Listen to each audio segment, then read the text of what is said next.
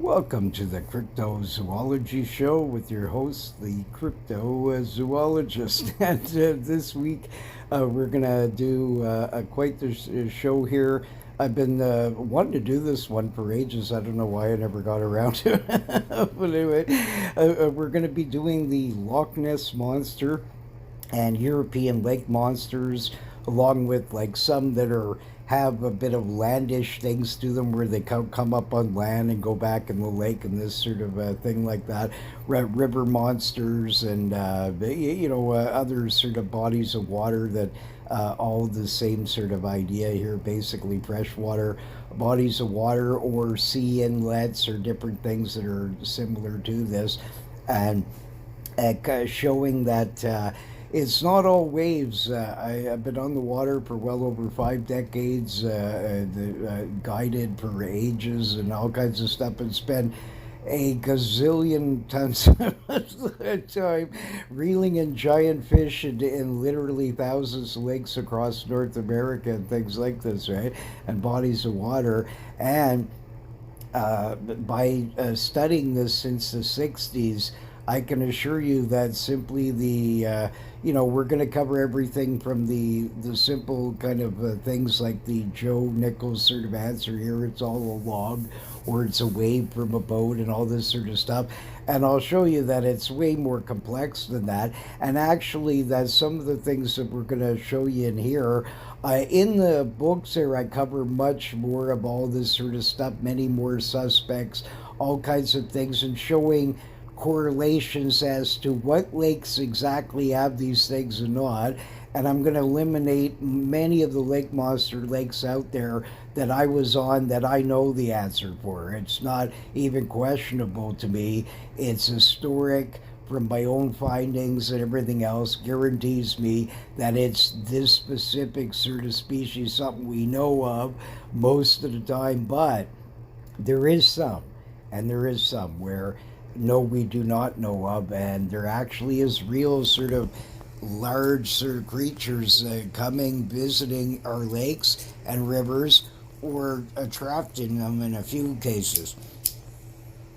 And you'll see that it's completely amazingly sort of an interesting sort of thing that we've been trained by the seeing monster movies and all this kinds of stuff to be overly skeptical of some of these things, when actually there's very logical explanations as to how and what these creatures are.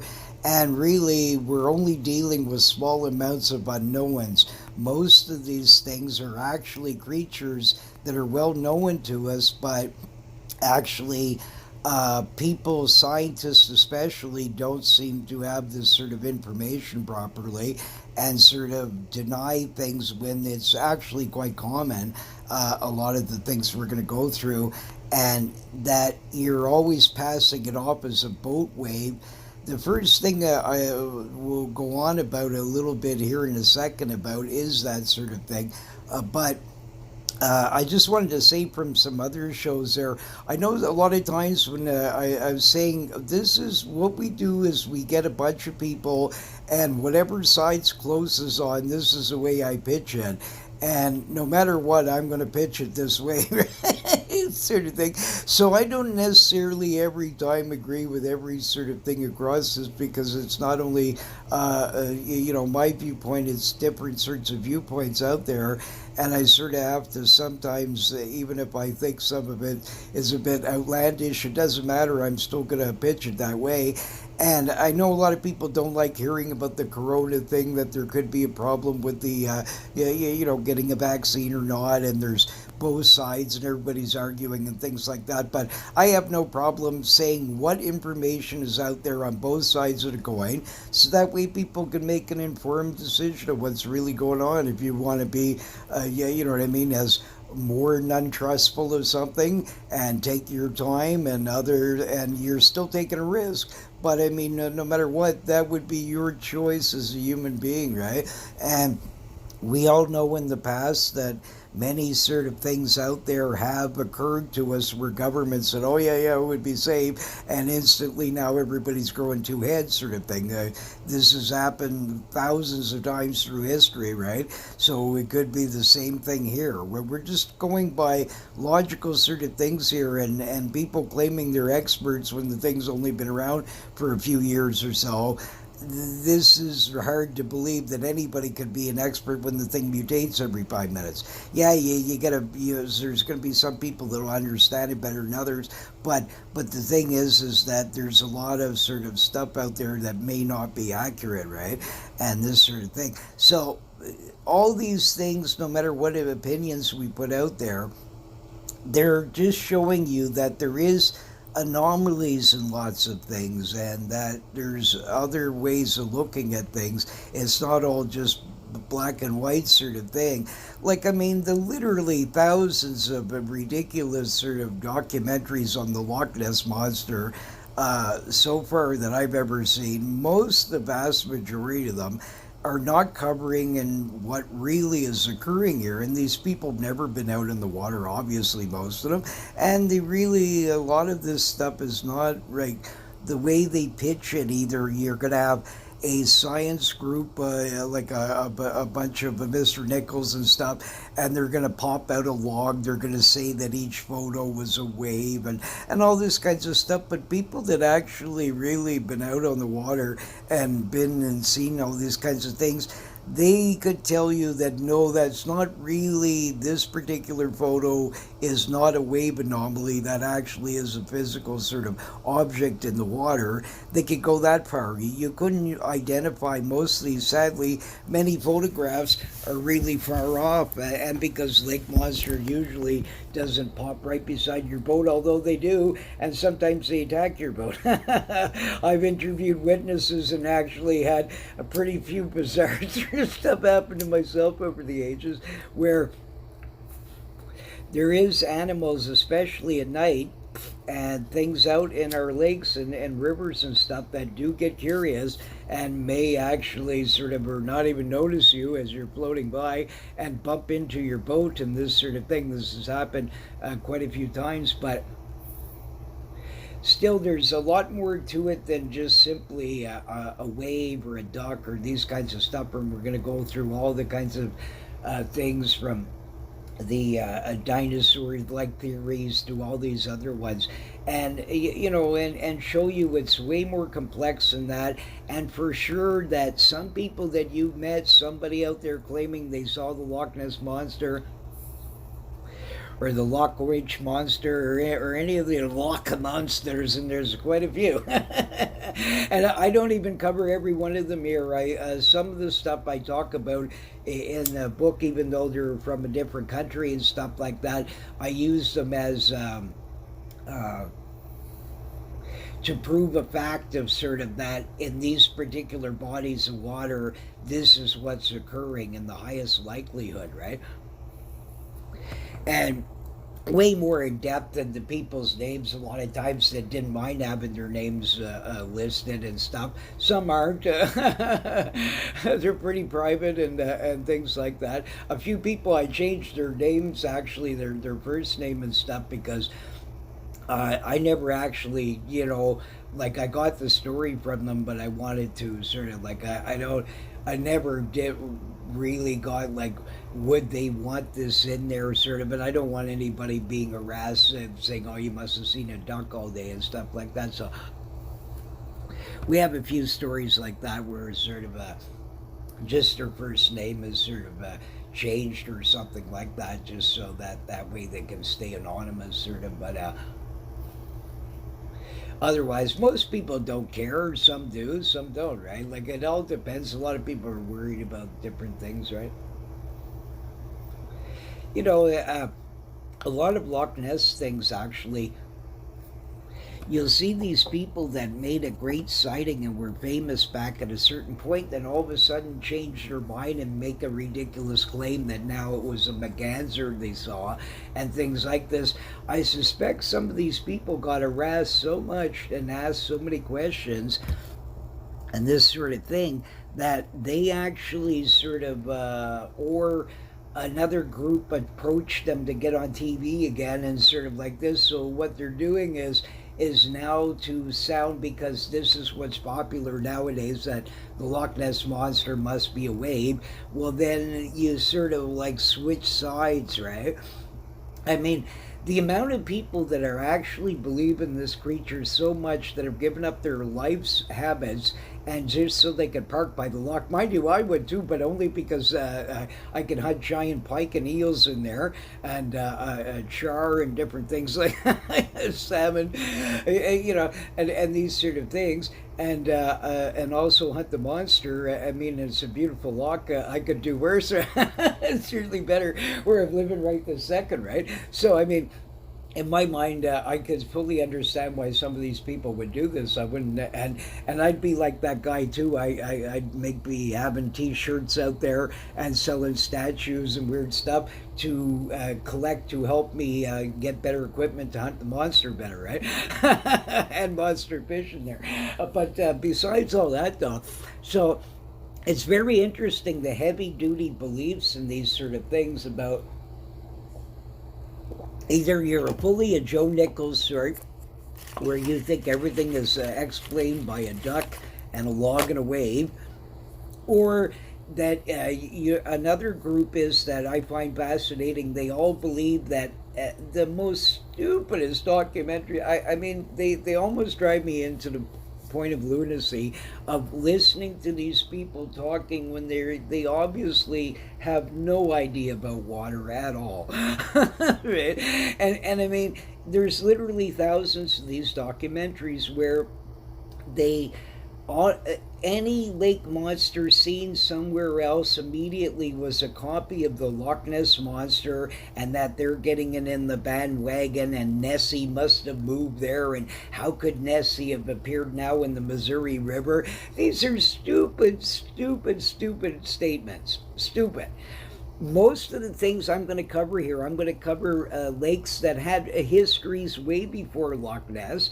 In my book, there's all kinds of these like this, and where Loch Ness, if anything, would be much more a duplicate of hundreds of other lakes that had reports way before Ness ever was ever sort of even mentioned, except an early group that lived along the lake from massive eons ago. They did have statues of some kind of weird serpent, that so they might have known about it. But the history of them actually describing the beast, I've never seen an account of this particular group stating like in any of their sort of ancient stuff. All I've seen is statues that and carving like stuff that could be, you know what I mean, of the lake monster, right? But a vast majority of people sort of think this, but here's the real fact is that most of the locks around there actually had stories, and quite a few of them even previous to Loch Ness, certainly more commonly a lot of them, until the times of the news. And you see, Loch Ness was an easier one to get to. They finally built roads around it, and it was romantic and war times and all these different eras where you had to get some excitement going. And then the surgeon's photograph, because this guy would be respected sort of a person, and many, many other things sort of contributed to then these giant sort of push for the Loch Ness monster, and 5 million people going there with everything from scuba gear to fishing with giant hooks for the monster, and using horses for bait, to everything else you could humanly imagine has been tried out in Ness and stuff like that. But the thing is that there was stories already going on in Ireland and Scotland and England and every sort of place around where there was always some sort of other sort of monster being seen, and these just kept them local. But papers and things like this, except for a local story, this never caught on, these sort of things. But they have just as much of an historic record as any of them. So no, Nessie didn't move from over here to this loch and that. And no, Nessie is not one thing. Nessie is not a plesiosaur. Okay, I sorry to tell you this. There may be a plesiosaur in the loch. That could be one. There could be a few of them. So yes, Nessie and a few sightings may be this, but a vast majority of the cases, this is not the case. And this plesiosaur one is sort of weak in a lot of ways for in different sort of lakes because most of the sightings don't really correlate with that, but however, they are and is very possible that they actually, some of them are this sort of a thing, and it's no problem at all, even though scientists claim that, oh, it couldn't be, they were died out with the dinosaurs. This is not the case. I mean, you get so many cases here of today, everything from crocodiles, alligators, Laotian rock rats, and the list goes there, like just endless amounts of sort of creatures that lived from dinosaur-like times, right?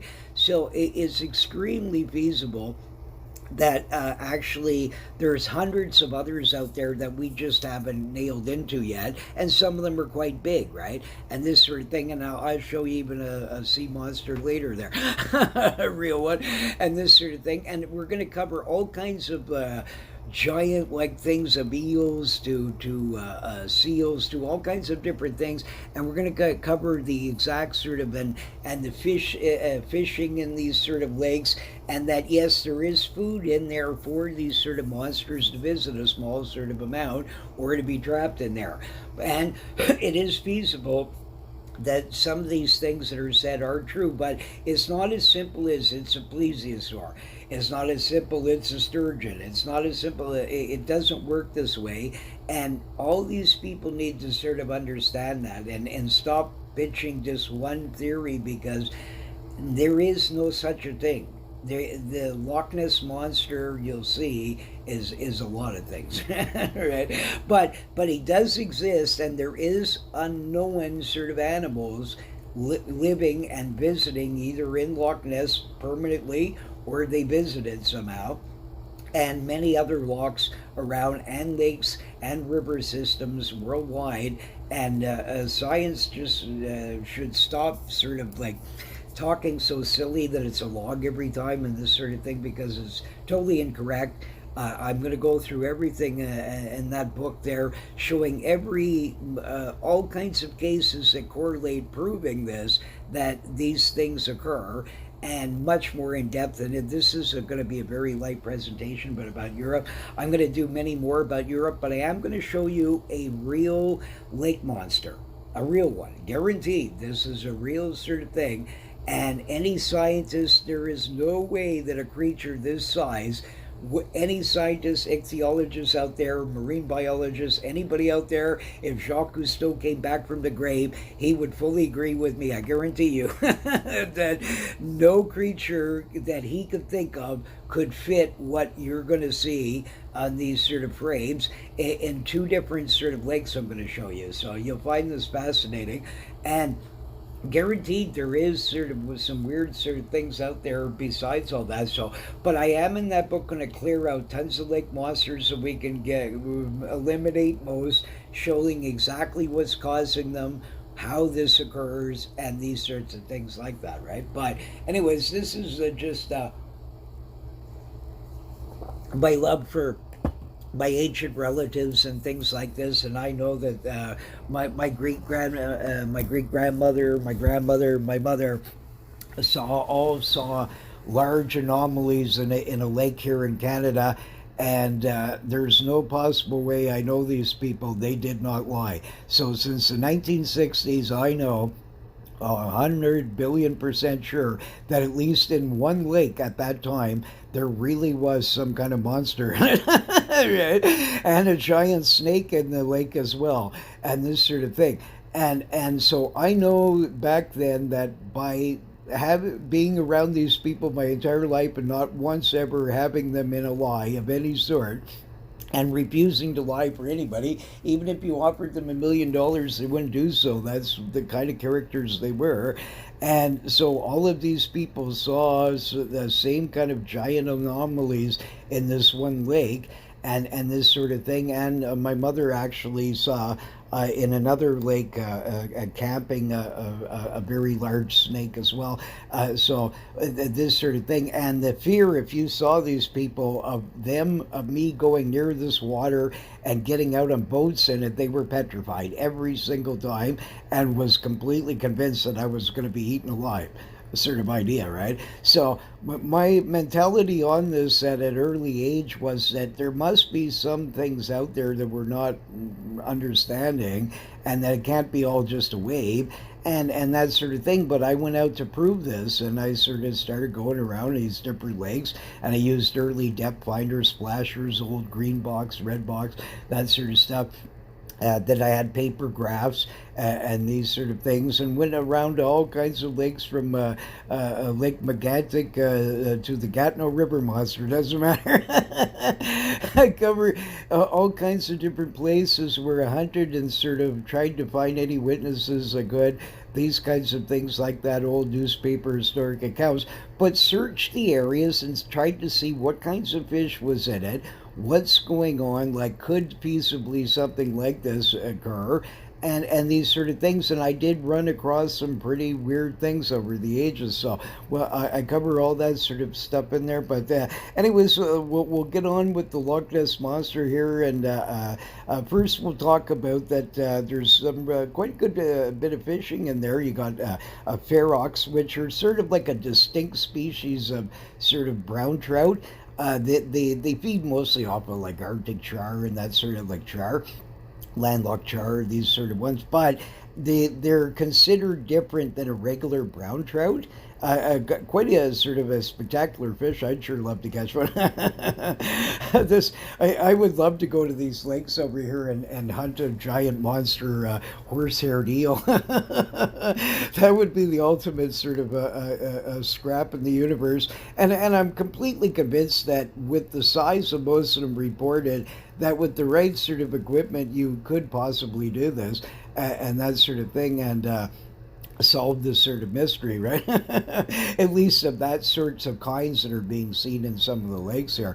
But the Loch Ness monster ranges in many sorts of things here, from dinosaurian-like and some with multi-fins on it to all kinds of different things. So we'll cover here the early history of some of it here. Here, the most famous lake monster in the world has caused believers, scientists, along with skeptics, to give it plenty of attention. Although one early account of St. Columba, the year 565 AD, mentions the beast, it actually occurred in the river Ness, not in the loch itself. And early reports after that did not show up until a few were recorded in the 1800s. Most started earlier 1900s, and compared to many lakes, it is a much more recent phenomena in general. Although early carvings from the Picts show serpent-like creatures with flippers, as I mentioned, created much earlier than Columbus sighting. Here the famous surgeon's photo of 34 here on the right. Now, even though it was debunked later, and the family claims that he made some kind of a toy submarine or something, I never believed this was the Loch Ness monster. I always thought it looked exactly to be like an otter, or possibly a beaver lifting up his tail and sort of down. I've watched them do this exact same position and everything in lakes quite a few times, and I thought maybe it was just blurry from farther away, right, sort of thing. So I never was a believer in this photo. So it was now the next one here. This one's a bit more interesting. Here the Loch Ness beasts come in many forms, like the log one. Now, and I personally ran across this myself. So yes, there is sort of like these giant log-like sturgeon-ish, like sort of that sort of a thing going on. And here was the first known film of the monster. And it looks interesting. It's quite weird. Like you see it going along. It has a very long sort of a big back here too, and it had all these ruffers or ridges on it. So it certainly wouldn't have been like an eel-like thing or anything like that. Much more. But the odd thing is if it was a sturgeon or something like that, there should have been some kind of more fin structure down this way of some sort, and it looks pretty weird. So whatever it was, it was definitely like an unusual one that is not descriptive enough that you could tell exactly what it could have been. But it would not have been like any of the normal sort of suspects that you would think. Not very likely, unless this sturgeon or fish was massively huge, and a part of its body was down further as it was still swimming, and this is just a smaller portion of its back of some sort. It's hard to know these things because you can see some darkness farther off, indicating the creature's probably longer, sort of in that. It's hard to know, but usually it seems a bit wide too, and of exactly the same sort of shape. Fish don't usually taper like that, and that sort of thing like that. So, in this particular case here, I just think it was interesting. But previous to this film, a similar earlier sighting of the Loch Ness monster was witnessed by a Mr. Mackenzie of a large log-like looking beast wiggling and churning up the water in 1870. The beast went slow at first and then vanished with a fast speed under the water. So, yeah, similar like sort of a thing.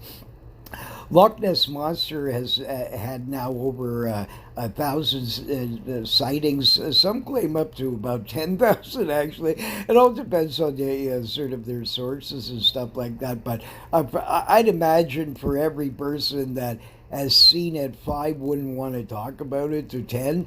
So yeah, you might sort of get in that real true range. It could be possible, sort of thing, right? Certainly more than what, because I've collected stories from people and they didn't want to talk about it at all.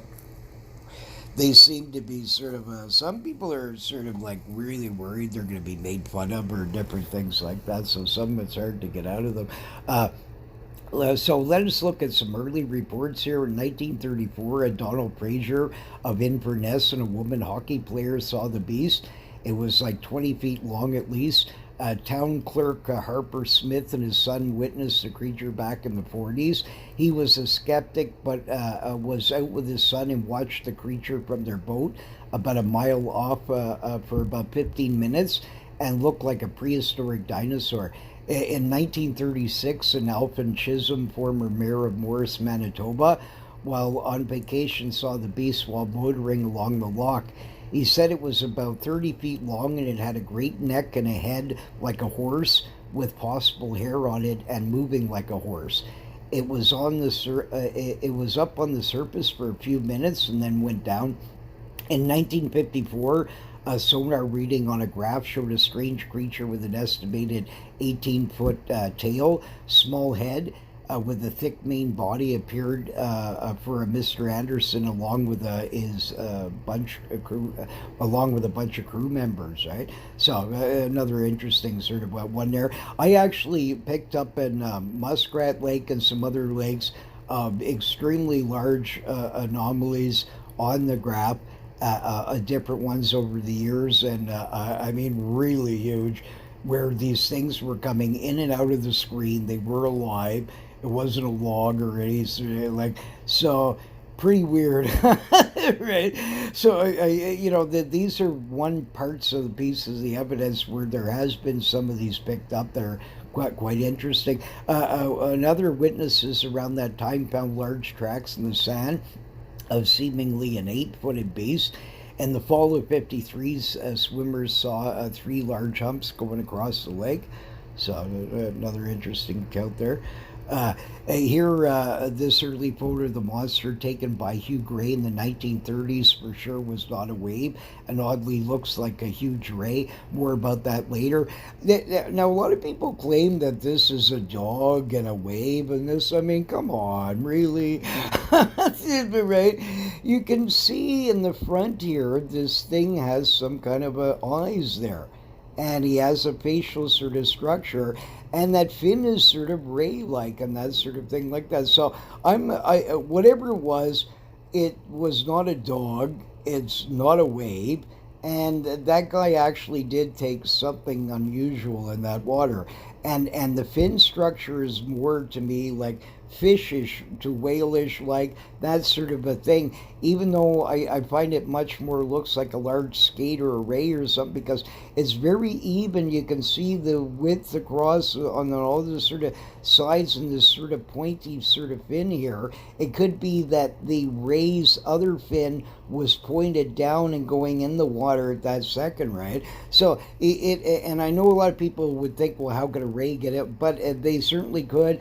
There's a giant freshwater rays that live in the Mekong and all kinds of things. So it'd be very feasible that actually such a thing could occur, and this sort of where some kind of known or unknown ray can possibly sort of has gotten in there that could be responsible for some sightings that I list in different lakes around the world that seemingly are sort of ray-like, right? But it just and one of the this was about the earliest photo out there of the Loch Ness monster, and it's interesting. I would find it sort of a bit more,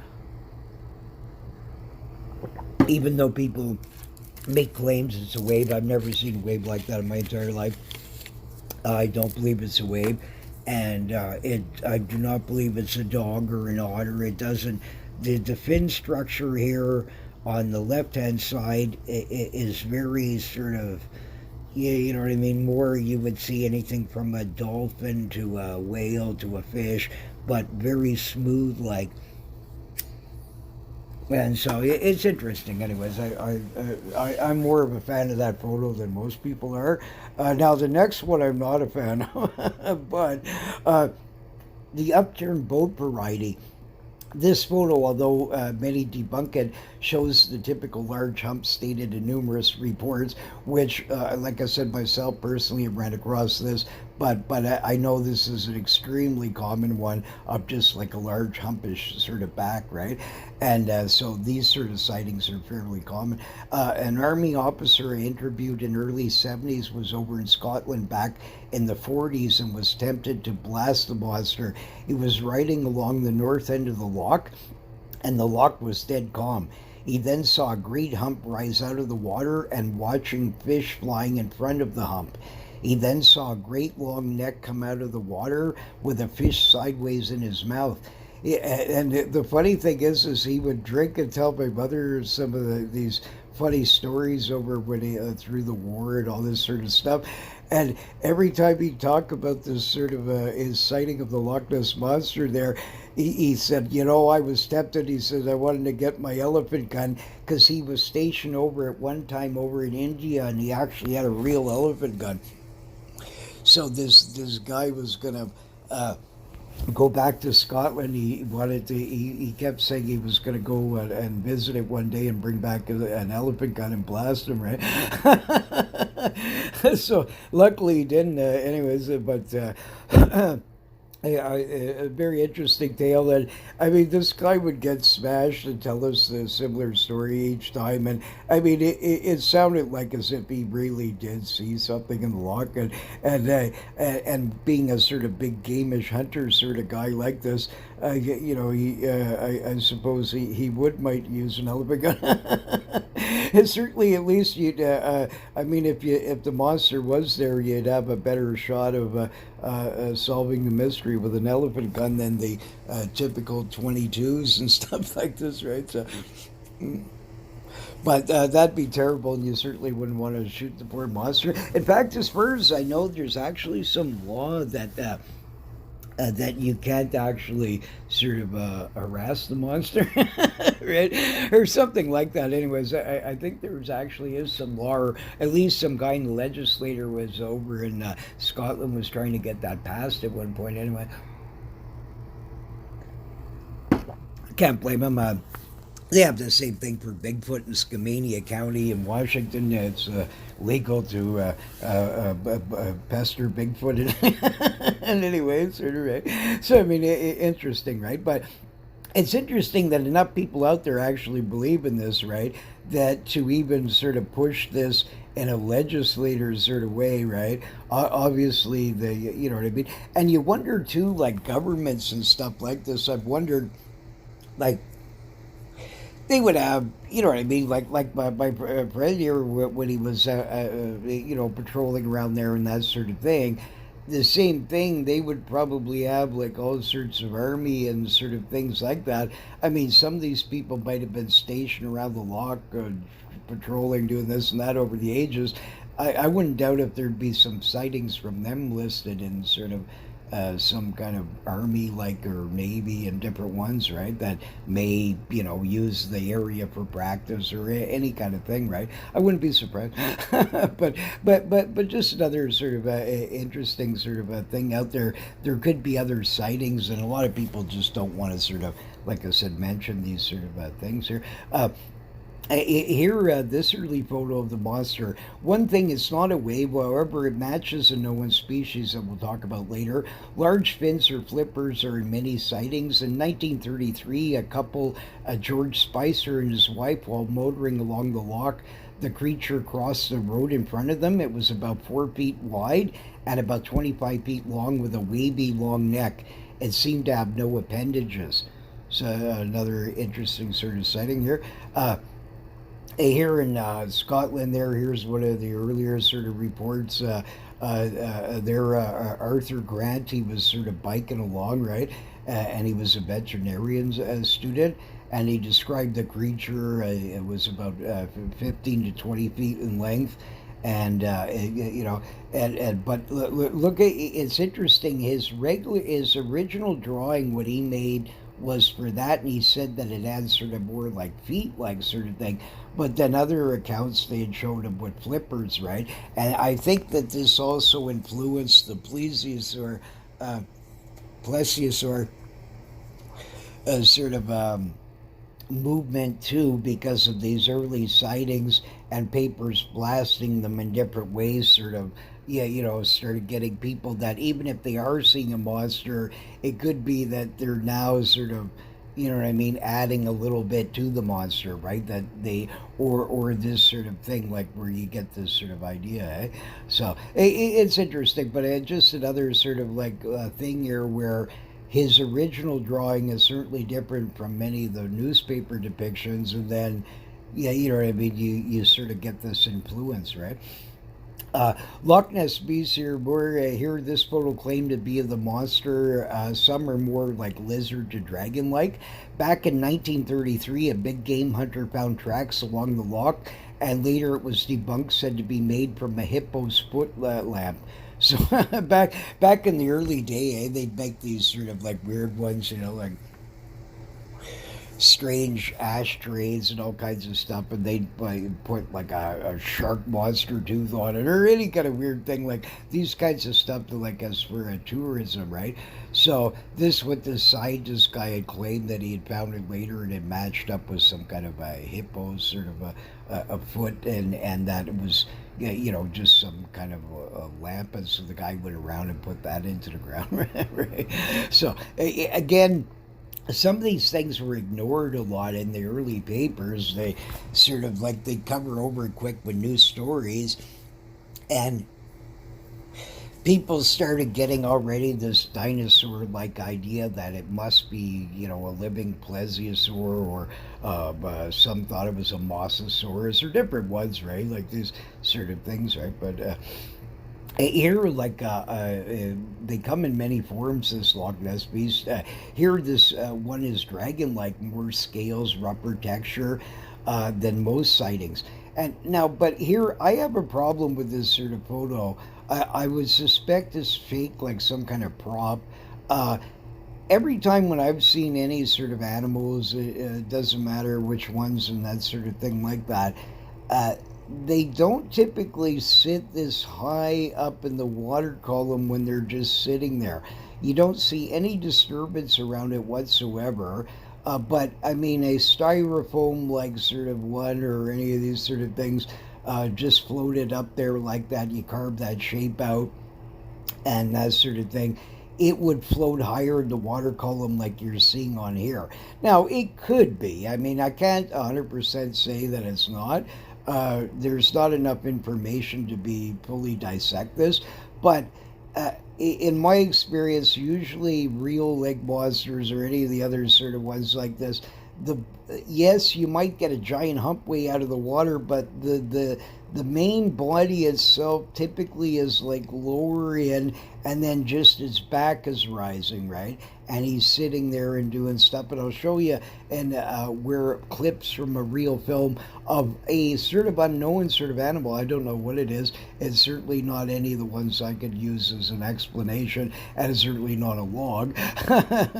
And we'll cover him after there. But he's supposedly from Loch Ness, and very interesting one. But uh, I'm sort of more on the side of thinking this is a fake sort of one, a prop instead of a real one. However, it was nicely done. I mean, there's some good carving in the face there and everything else like that. Another possibility is that they could have. It looks extremely like what a swan would sit like in the front, and they may have just tampered with this sort of photo and then added a tail back here and then put some spikes on the swan around, because you can see in the front there's a whitish color there. So if this was like just a normal picture of a swan, now you doctored it and sort of made it that way, it could be, right? But I don't know. Like, I mean, so I'll leave it on the fence. If you want to believe that's the Loch Ness monster, you go ahead. I'm not going to be 100% Joe Nichols and say that's a floating log there, right? But it just in my experience, usually most animal life, unless they're extremely buoyant, like a swan would be, or a duck or that, most of their body is more under the water than that as they're going along and sunning themselves and things like that. So it's one of those things, and I see no disturbance around anywhere or anything in the front of it and that sort of thing, and some other sort of things, right? Where I could see that it'd be easy. You have the swan here. All you got to do is now add a little piece of doctored tail way over here. Now all of a sudden you got the Loch Ness monster, right? So that's my conclusion on that one. But I don't know, and I'm not going to knock some people and say that their photo wasn't real when I'm not sure, right? So, but I'm saying it could very likely be that for sure. This early photo is of many hump variety and many sightings worldwide, and lake monsters report this. Extremely common. This photo was taken by Lachlan Stewart here in 51. This one I always found interesting. It's quite strange.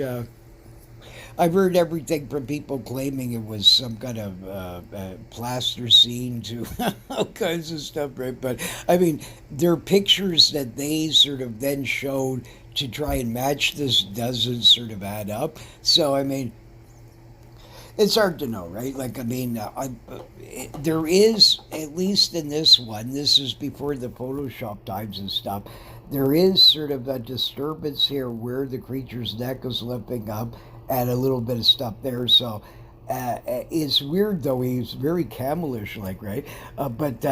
You got to believe this guy. I mean, in my experience, yeah, maybe a priest is good, not going to admit that he met Sister Magdalene down the street the other night. That sort of thing, right? But I mean, there is exceptions, I'm sure, where or maybe if he's had 20 scotches sneaking off playing cards or stuff like that, that a few of them have been known to do, but that sort of thing. But typically speaking, this guy, most of these people, they're not going to just lie for unless they really have to, right? And so I don't see any reason why this guy would sort of like.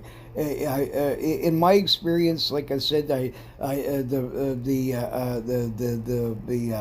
beast from hell, the sort of Cerberus like dog over in England, there, the shook dog, that sort of thing. That story ended up being true by a priest in his memoirs. Another one I found about a dragon. These sort of things, it ends up that many times times when priests mention these stories, they prove later that some kind of there is a correlation that it was true, and especially in the guy's diaries and things like that. So usually, in my eyes, believe that this guy's was telling the truth. That what he saw here, he said that he saw a huge long neck similar to this photo, right? The neck was 7 to 8 feet out of the water, and then it sunk back into the loch with a great splash after going a great speed across the loch for a while, causing a great disturbance in the loch, right? But everything else was like sort of more sort of calmish with just a little bit of chop from what I can remember. But the thing is that here you have a good sort of a witness and things like that, where he definitely seen something unusual there that doesn't sound like a log, right? And this sort of thing, and I mean, yeah, you know, for in my mind, like for people like that to go out of their way to start telling you whopper, it's sort of like I said, if the guy, I would believe fully if he was forced to under a certain circumstance, he probably figures the big boss in the sky is going to forgive him for a fib or two, right? But just doing it for no reason, I mean, it doesn't.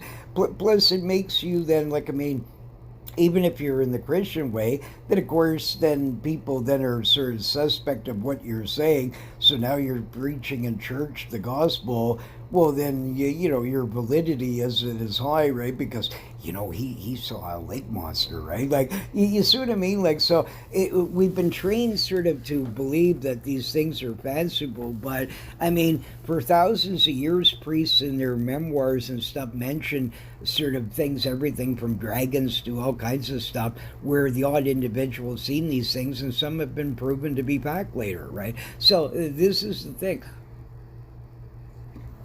that there witnesses like that. I would sort of think that as a bit sort of more on the decent end, you know, sort of thing. But here, a lot of people claim this is a wave. I have never seen a wave like that ever. Not once. There's many waves I'll show you later exactly sort of like that are similar looking in some ways, but I'll tell you there's a bunch of things wrong here. There is no disturbance anywhere else. It usually boat waves, if the loch is going this way, the waves should have bounced back and then sort of shot at angles at a different angle than actually what that's doing most of the time. And even at that, when you see waves coming back and that, you don't see underwater sort of this sort of solid like objects. You can see here in the front that the creature's head is sort of down, and where he's actually sort of maneuvering, he's sort of going probably up and down. And you can actually see waves coming off on the sides of the splits where the humps are. That this is not, you're not gonna, like, a normal waves aren't gonna like then have new miniature waves created off the side of that wave. It doesn't sort of, you have to have more of a solid sort of an object here, and it's causing a disturbance in different areas about it, and way under the water in such murky water, it's still solid objects. I would highly, in the highest probability, this is not a wave under any circumstances. So it is creating a wave on the sides of it, but that is a solid object. So I'm a huge fan of this actual photo, because never once have I ever seen a wave that sort of like that strong, where you can see under the water and it's creating little microscopic side waves, but not really anything. Like, it's still very crystal, all clear around, no disturbances of any sort. Waves usually from boats and things like that. There's a lot of problems when they tell you this sort of stuff. And I'll go through that after, but that one's very interesting. Here's another one here, an early photo claim, and again you're getting this nessy idea here with the long neck, sort of a plesiosaur, like sort of long neck and the body shape, and it looks like a pin coming out the side.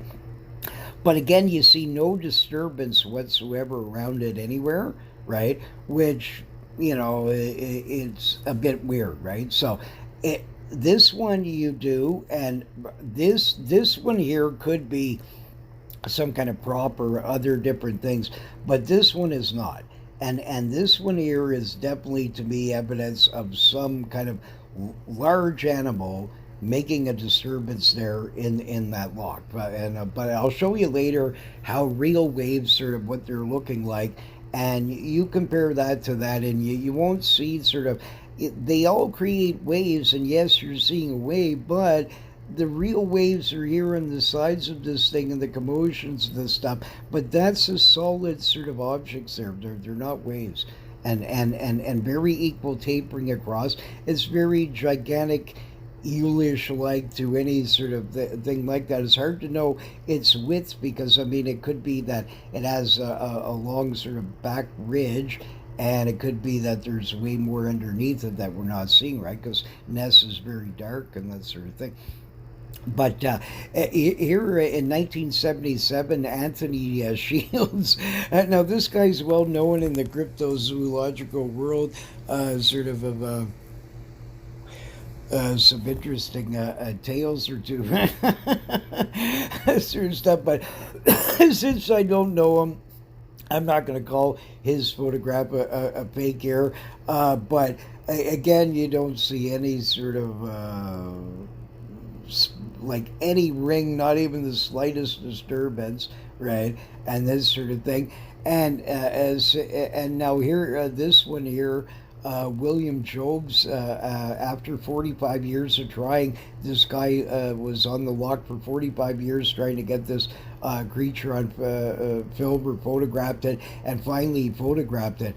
God, if I was waiting 45 years, I'd have 87 cameras attached to my head at different angles and stuff, and making sure at least one of them is filming this thing.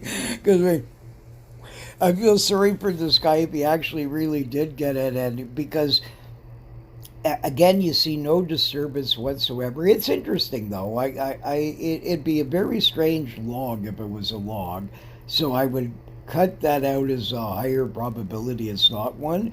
And its neck is weird here, or that could be its tail, and then that's it's part of its hump, main center body, and the neck could be in the front here actually, right? So I mean, it's hard to know because I have seen creatures come up where they're not even making a splash, right, and then they're just sitting there very nice and quiet like a big turtle or something, and all of a sudden you'll go, right? So it is feasible. I'm not going to say one way or the other, but it's more probable it's not authentic than it is authentic, right? That these two here, But he did a good job with that. It's a very sort of Bronto-y looking sort of, thing there. But well, whatever the case, it's hard to know, right? But I would say these two, I wouldn't put them in the highest as that they would be the proof for the Loch Ness Monster, let's put it this way. Now sonar readings in 54 from a crew of the Rival 3 noted a large object keeping pace with the boat at near 500 feet deep. Here, the Loch Monster being frisked by bobbies after getting drunk.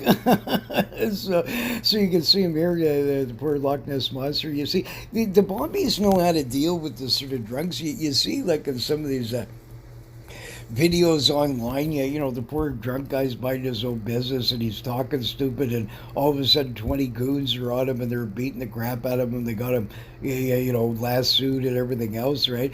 I mean, these guys, they deal with characters like this come out leaving from the local pub day and night, including Loch Ness Monster here, and they don't even carry guns on them, and they're able to have all these people calm down, out to the jail cell or a ticket a fine on them, and away they go, right? So maybe the bobbies should sort of use some of their sort of techniques and teach this worldwide to sort of like how to not, instead of like half killing the poor human being, how to sort of do this in a easier sort of fashion, right? I mean, look at how macho this guy is. He's got the Loch Ness Monster by the ear here, and that's sort of it, right? So I mean, it's a good thing. Like I mean, they don't need any guns or any of this kinds of stuff like that, and they can certainly get the culprit and sort of calm everything down quickly, right? But all kidding aside, though, isn't that great? A magnificent sort of photo. But here, one of the sonar graphs. I picked up these at different lakes across North America, and some rivers and stuff like that. Gigantic sort of ones on the screen like this that were solidly thick. They weren't a school of fish or things like that, and very strange coming in and out of the screen like that. So I've actually seen this sort of thing, and it's quite interesting. The Robert Ryan's team there were successful in getting not only sonar but photographs at the same time underwater. This fin is always fascinating. I'm a sort of a fan of this sort of one. He got something there. This is not a log. The you can see the symmetry. It's very diamondish, sort of. It's very interesting, right? And there's a propulsion there of the bubbles of whatever this thing was. He was shaking and moving there, causing a disturbance. So I would say that's much better than a lot of the photographs we've seen so far, in the sense that at the same moment his sonar picked up this giant thing here. These underwater trap cameras were able to get these, right? And that's a very sort of something I can't just push aside easily, right? Sort of thing like that. Here was one of the other sort of photographs, right? And I mean, you can see the long neck here. It's interesting, right? Like, I mean, I really doubt that that's a log or anything like that. That, especially the diamond shaped fin one there, is extremely interesting, extremely so. But they tried like submarines and all kinds of stuff like this, but the problem with using submarines and ness is murky water here, and this is why I don't understand what's the massive. I want to go to ness too, and I fully love it, and I would hang out there and stay on the lock for ages. There'd be no problem because it'd still be a great body of water to fish. But as far as like proving the Loch Ness monster goes, you'd have a much easier time in some of the other lakes that I'm going to cover here, where they're crystal clear. They're much more sort of adapt to filming and all kinds of different things like that, where you'd have a much more likely sort of success if it wasn't for the fame of the sort of Loch Ness monster, because you can't get, it's hard to get funding for, oh yeah, let's go get the Loch Ness monster or whatever, right? That these kinds of ones, the people have never heard of it, and this sort of thing like that, and they're fully convinced that it must be a copy of Loch Ness. And again, one has nothing to do with the other. These were local tales always told. They weren't, passed on in this sort of a sense, and they sort of many of them are older, like I said, than ness in general,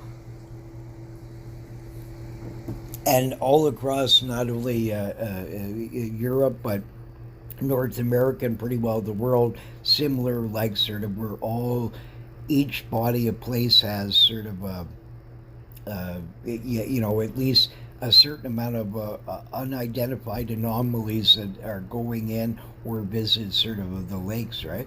Uh, Here at Tim's Dinsdale film. Now, a lot of people claim this is a boat. Now, there's some interesting things. When I'm watching some of the frames, it clearly does look like a guy that would be rowing sort of at a fast speed and keeping a sort of a direct sort of thing.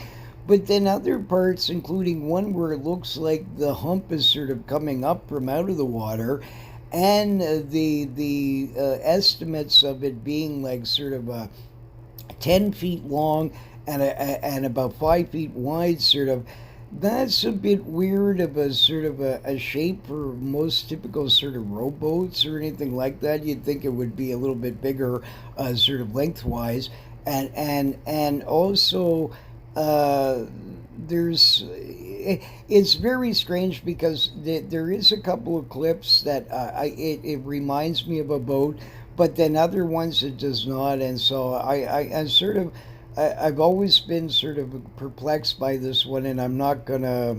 It's too hard to call, but there's a couple of shots that makes me really wonder, and especially even at that, if they're correct about the estimates of the hump-like thing that you're seeing up on the top, a boat that size is unusual. So that would be a thing, as well as the way the guy's keeping a pace. He really sort of, you'd have to be a normal fisherman or anything like that. I mean, either the guy's going to be start motoring, or if he was rowing, why is he rowing at such a tremendous speed for such a long length?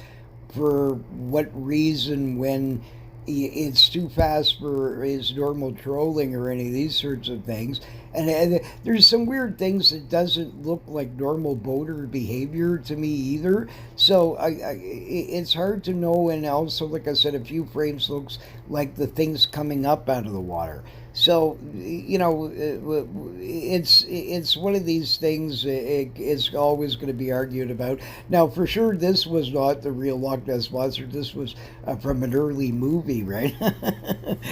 So there was the prop that they had brought out. But I still find the Tim Dinsdale sort of film interesting, and it's very plausible that he actually did film something unknown in the loch. It's just as probable he did as not. It's sort of a more of a 50-50 than the other ones I showed you, where I'd much more say they're a prop or a log or this sort of thing, right? Now this one here, this is a more recent clip. This one I cannot explain as well. This actually seems to be a living sort of creature. It's definitely not like a turtle or a fish or a whale. It's not a seal. It's none of those sort of things. And he has a very interesting sort of back, but he has a very long tail, and you can see it way in some of the frames. And he goes way back. It's way too long to be an otter's or any sort of thing like that. And the creature goes down for a while and comes back. It couldn't be somebody pulling it with a string.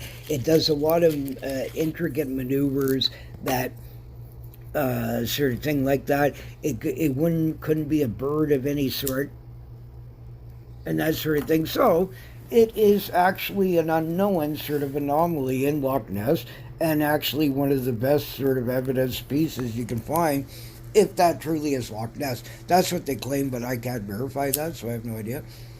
But wherever they filmed this, in that lake for sure, there is some unidentified anomaly living in there that is pretty strange looking. He's not monstrous, this particular one, but he's definitely one of the sort of suspects out there that would cause a Loch Ness monster-like sighting. And whatever this thing is, you can see he has sort of like this sort of a turtleish-like head a little bit, but then the body is not like that at all. It's this big sort of thinner hump. But there's a tail that seemingly, and the creature seemingly is probably going left to right, sort of thing like that. But the tail is way too long. It creates a sort of to be any sort of normal. It can't be a beaver or any of those sort of things, right? So I've eliminated pretty well everything out there that it could be, from a turtle to different ones, and so now I'm stuck on that. And this is a creature I can't really positively identify. And yes, there actually is something weird floating around in this loch, right? In this particular instance here, right? So very interesting. But I mean, it's but here the next one here. This one kind of fascinates me. Now, the top one here, I believe to be a prop. When you closely examine it, it looks quite thin, sort of, and very unlifelike. It looks like somebody carved something out there of some sort, like a piece of paper or whatever, right? Like any kind of thing like that, plastic, and you cut it and make a colored shape and then drop it into the sort of water, right? There's seemingly no sort of disturbance all around it. It's it could be weighted so the head sort of goes down a little bit, whatever, with some sinkers or something like this, some kind of prop like thing. It could be real. I mean, I can't 100% prove this again, but I'm more suspect that it's a prop, right? But now here's one that I know in the highest of likelihood is not a prop. You can see here the great disturbance that this creature's making, and you can see the red little circle where the head is. Here's a close-up of it. Look at this thing. He has a giant sort of creepy, like turtle-like head on him. That is not a wave. Guaranteed. This is a solid object in that wave. It's creating those waves there. That's not from a sort of boat. So there's nothing way in front, so it's not somebody towing or whatever like this. Plus, you would see others sort of lying, like sort of you would see some kind of shadowish like thing as it's being towed, unless the guy had like extremely invisible like fluorocarbon, but of a really heavy test. I suppose you might be able to drag some kind of heavier object under the water without it busting, but it's very hard because of the pressure and that sort of thing. So in order to pull off that sort of stuff, you have to have a much thicker rope, and now you're towing it and the rope's going to be seen and sort of parts of it and stuff like that. You don't see that. Also, it looks like it has two sort of curved sort of like almost like a wild boar would have, or some kind of weird thing, but its face reminds me very much of like a giant turtle's of some sort. And even where the eye position here, whatever those two bumps are, they look like could be two small eyes there of some sort, that sort of thing. And but whatever that thing is, it's interesting, and it's not a log, and it's creating a very large wake there, and it's quite big. So, and it's not a sturgeon. A sturgeon wouldn't swim and that sort of thing. Its beak should be more pointed and taper more in the front than that. But it has some turtleish like sort of qualities to it, along with other sort of things like similar to that. But that sort of idea. But it's extremely interesting, anyways. And I would put it more in the fence that it's actual real, and that it actually is some kind of bizarre anomaly that probably should not be living in that lake. Okay, now here's a few more recent photos here. This is not a wave. Yeah, there's waves on the side of this, but the solid three sort of fin-like humpy sort of points here that you see, those are solid objects. That is not a wave. So some large creature, you can again see there's nothing on either sides here. There's nothing rolling down, no other waves bouncing off of shores, no other sort of stuff, but this creature's causing a great disturbance out in this sort of area here. It's not a line of like sea, no otters or things like that. This is sort of, it has a sheeny black gleam to it, and very solid like, and sort of and sort of weird sort of pointed fin point here in the center, and causing a disturbance, and as it's moving, going up and down. Same thing here. You can see a head actually coming out of the water. Now, I've seen waves, and I'm going to show you some that are very similar to this, but the problem is there's two things. If I saw a boat coming by and then I saw this wave coming out later, I'm going to know this, right? And I can clearly see that it's coming from that.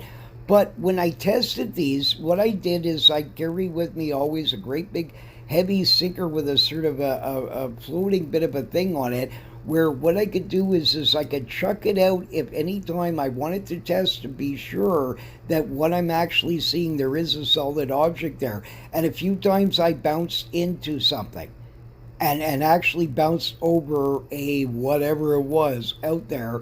And you can have waves that will come back that look similar to this, with this darkish shape up on the top, but you don't get solid sort of heads out of it. You don't also, you can't, this doesn't just appear out in the center of the lake for no reason. It had to have came from some sort of place, and so the person would have to know fully then that they were sitting there. They wouldn't have seen, most waves dive down way quicker than what they're claiming and stuff like that. Very rare have I seen them come back like massive minutes later and stuff like this. There is odd conditions that can create these things, but these solid objects mixed in amongst them, when you get out in a lake, all of a sudden a great commotion, you see this sort of black, you can have the same similar look from a real wave being created from an old boat coming by, but there's certain parts of it that you're not going to get. And this is the thing, is this solid head like shape in the front here, this is not a wave. So something is creating that large wave, and yes, it looks like there's a solid object underneath there, but there is waves that are very similar to this. So I suspect sometimes if people come around a bend, they didn't know a boat came by 5 minutes later, and all of a sudden now it's bounced back off of some shoreline, and now it's shooting out center in the lake again, and this sort of thing. And then they see this, they could mistake this as being sort of like that. But the closer you get, and if you can sort of and if any of those objects are solid and it's way underneath the water, and you can clearly see this, but like in this case is here you can see these three separate sort of solid object points here coming out of these waves, right? And the same thing with the head in the front here, and you can see that there's a center part where this thing is swooshing and sort of like it's different. It's not a normal wave being created by a boat or that sort of thing like that. So there is some anomalies out in Loch Ness that for sure are not being created by a boat, and they look extremely large, way too large to be, char or a big pike or any of these kinds of things. The fin structure, everything's wrong. All these kinds of stuff, it couldn't be that. And it's certainly not ducks and these sorts of things like this. And these two here were not created by a boat.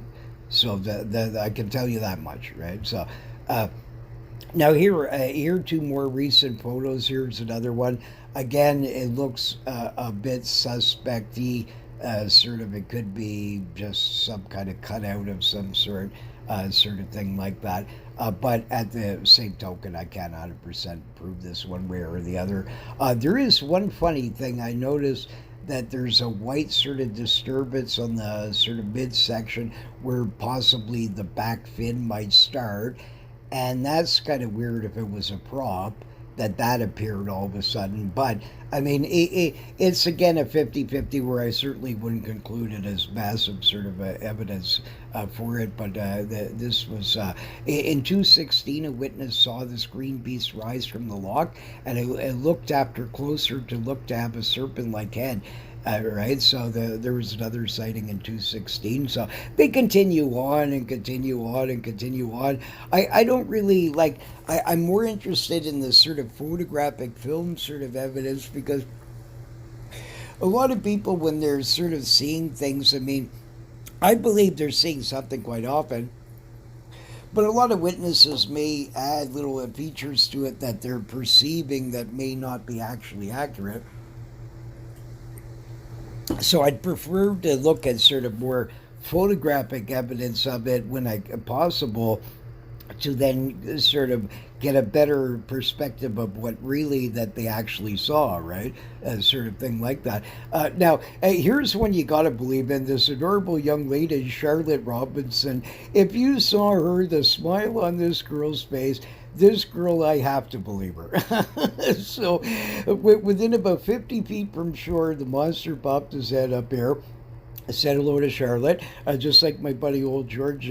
Charlotte has the luck here, her first day on the vacation, right? I didn't want to put her face up on here, but she's absolutely, I mean, if you look at her, you can see her smiling ear to ear. She really believes 1,000,000% that she did see the Loch Ness Monster, and she's just loving every sort of inch of this sort of thing. So I'm pretty convinced that she saw something that she believes is the Loch Ness Monster, and it has some validity to it of some sort. It's a strange looking neck. I mean, it could be something other sort of explanation, but they said that it came up, it popped its head up, sort of then shot back down, and certainly looked alive and that sort of thing, right? So I'm going to take Charlotte for her word. She'd be fun to bring out fish in there. Maybe she'd get lucky and hook the monster. Sort of thing. But anyways, a nice kid and that sort of thing. So, but yeah, in my mind, when I'm looking at her, I can fully tell. I don't think she doesn't look. She looks to me quite honest, and a nice girl and that sort of thing. So I'll take her sighting as solid gold and leave it at that, right? So I don't know what it is she really saw, but she definitely saw something that certainly would sort of give you the monster idea there, sort of idea, right? So, what do you think so far about Ness? And while you ponder, we'll next look at some other lake monsters of England and Scotland, along with one from Serbia, show that many other lakes have more going for them in proof than Ness does in many ways. I do not cover a full list of Scottish beasts, but a large amount few have ever heard of, and cover a few films that show unknown giant species do inhabit some of our waters, and it's not all waves. New shows, I'll cover other lake monsters from Europe, such as this beast here, with the classic upturned boat hump variety here. Now, anybody claims that that's a wave, yeah, you got to stay off the pipe. That definitely is a very large object in a lake that is quite interesting, right?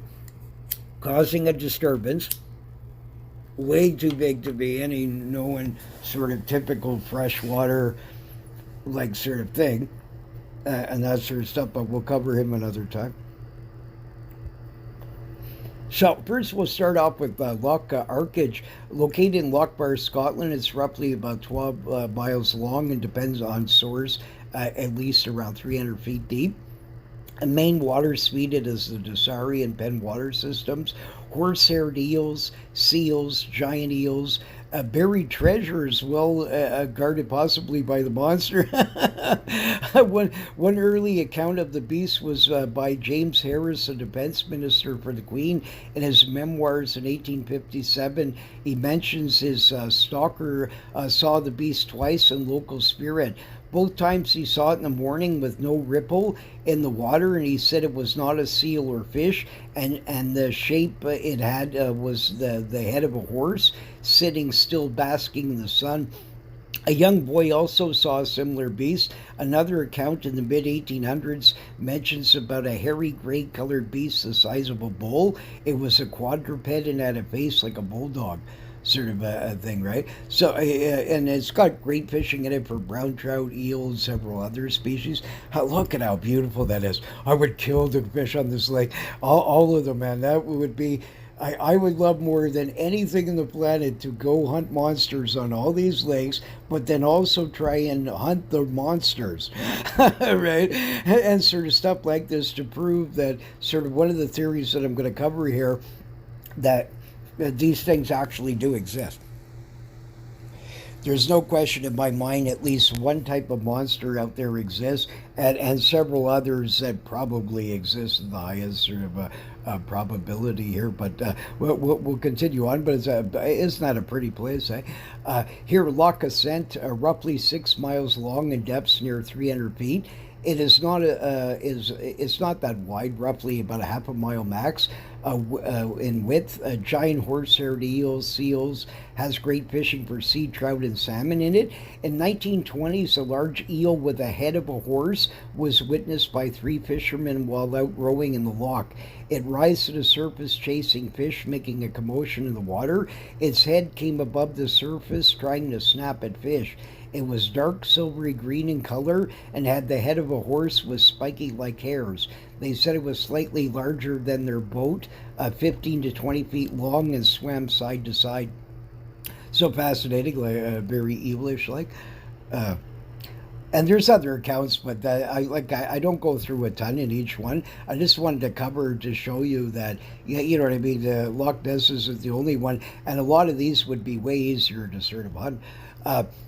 Loch Awe. This lake is 25 miles long and depths of over 300 feet. Mostly freshwater lake, has horse-haired eels, giant eels, seals, main rivers, Orkney, the Thames River, called the Beathachus Moor. Horse-haired eel, giant eels, seals. One early account mentions locals being terrified by giant eels as thick as a horse. Eels reported 10 to 15 feet long or more. Has excellent fishing for big pike to char, rainbows, and browns. So you have like regular sort of giant eels, horse-haired eels, seals, a lot of different stuff. What a beautiful loch, eh? Isn't that pretty? They remind me so much of Canadian lakes, some that I've visited, these oligotropic lakes and things like that. Very similar, and a lot of them have lake monster reports too, very similar like thing.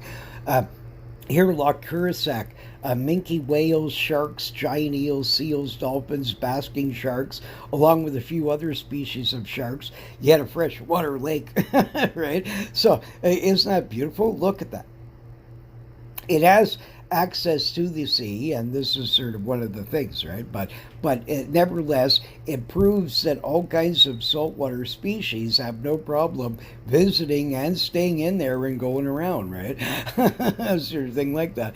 But fascinating, sort of look at a pretty lake like that. Can you imagine? So you can be fishing, catch some decent sort of fish, and at the same token, maybe hook a giant eel monster and see some whales and that sort of thing. I mean, how can you go wrong there? Look at the view of that. I mean, I could wake up to that every morning. I don't know about you, but looks pretty good. So, Deutsch, besides local legends of mermaids marrying local men, there's this great tale about these mermaids, sort of like women or something. They deferred themselves, they were furry or something, and they went up and married these sort of locals. So Marcy here, she must have had the silken done on her hair, and she doesn't look too furry. But anyway, so beautiful. Another look at how pretty these places are. It's hard for me to concentrate every second I'm looking at these. All I want to do is cast my line out there and see this damn these giant eel monsters. But anyway, one actually in the 1930s, a Loch Ness beast was caught on film. The film is an archives. Few have seen it. It's amazing fishery for Adriatic trout to big carp. Dozens of species, grayling to browns, whales, catfish, porpoise to seals are often spotted in it, along with a few giant eel tails. So you can't sort of go wrong here. I mean, holy cow, you got mermaids and everything else. So I'd say Loch Deutsch is the place to go. I mean, you could get yourself possibly like George did, almost had a love affair with a mermaid that I cover in the book. To a giant eel monster might grab you by the shorts, so be careful there. Have a couple of lackeys surrounding you with a bazooka possibly or something like that while you're out there. But all kidding aside, though, beautiful sort of lake, and fascinating, sort of interesting tales of these giant horse-haired eels, right? Loch Isle is a sea loch and has accounts of strange visitors from eel-like to whales, seals, others similar. Also, though, an interesting account of a huge horse-haired eel was found dead in the 1890s, and a few accounts of long-necked Nessie sightings in the 40s, 50s, and 60s era. Pollock, the shark, eel, and numerous other sea species can be caught in it. So another beautiful sort of a loch here.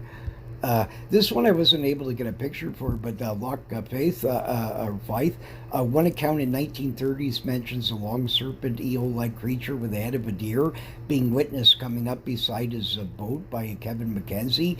He said the creature dived underwater and vanished.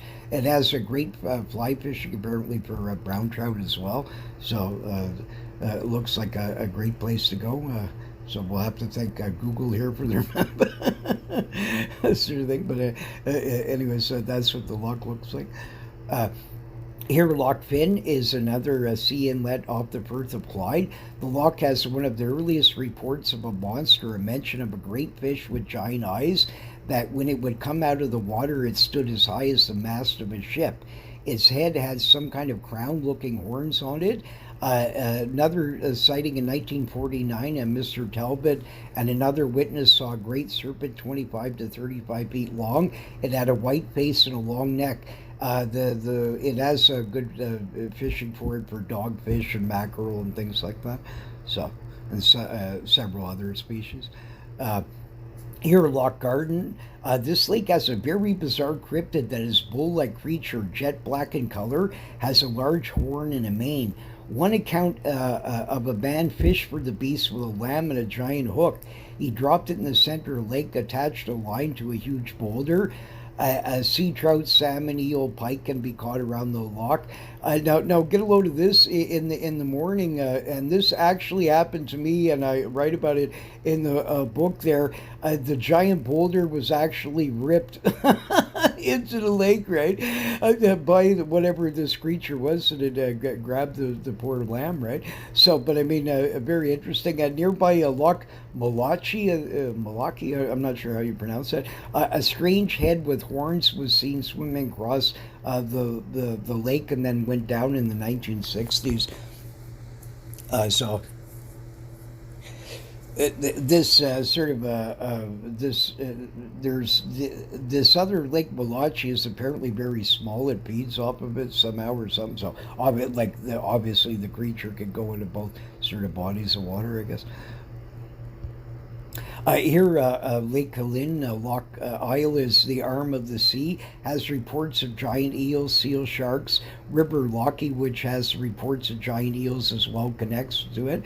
Loch has dogfish to whiting, an amazing view. There's a picnic area you can fish from shore and try and catch the monster. In 1962, an intriguing sighting by a Watkins Pitchford. He was watching mallards, and out of the water appeared a large black shiny object. His head looked like a giant worm. The creature made a great disturbance, and his head was not seal-like. He was about 50 yards from it, and it had no nose or eyes. So he'd seen it quite well, and it was very giant worm-like, and we'll cover some of them, like especially over in Lake Storjo in Sweden, and these ones like that. There is these worm sort of monsters as well that are very specific, where this that's the only sort of sightings you're mostly getting sort of like that, and is a different sort of phenomena than the typical Loch Ness or many of the other ones. Here, Loch Linton, the Linton worm, and here's another one here. This loch for ages had stories starting back from the 11th century, far outbeating Ness, of a giant killer white worm similar to reported in, as it was mentioned, Sweden's Storjo there. The monster lived in a swamp of Linton Loch and was said to be a man-eater with deaths attributed to it. This 1,000-acre lake has less marsh than in the past. Besides a worm monster, big pike, and a few other species are kicking around. so, so he hasn't been seen in a long time. The poor Linton worm monster. So, at least not that I know of. Anyways, I haven't seen any modern sort of account.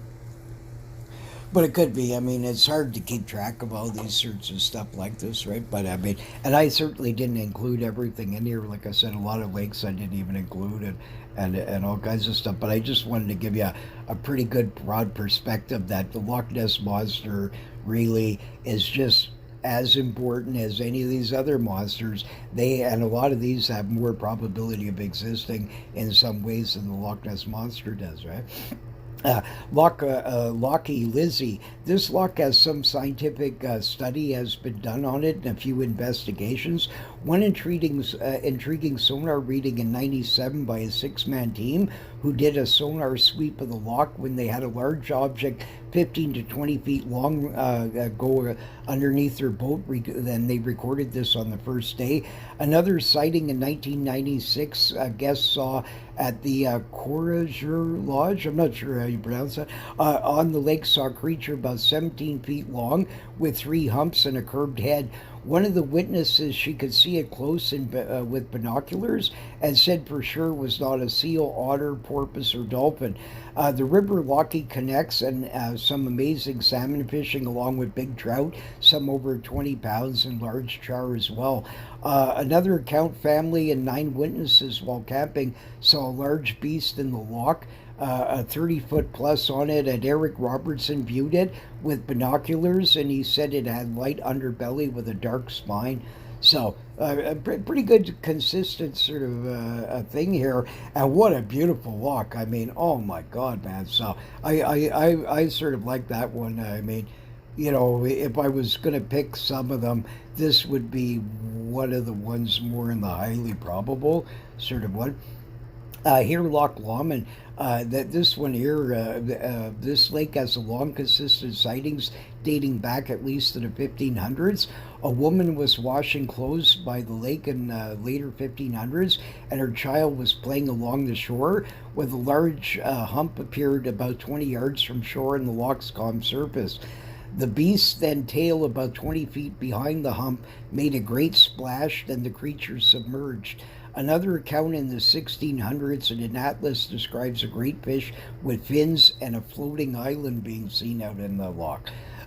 More recent accounts, a husband and wife and daughter camping on the lake, or loch, I should say, saw a long, slender neck and head come above the water, black in color, about 5 feet above the surface, around 200 yards from shore. It had a long back that was curved.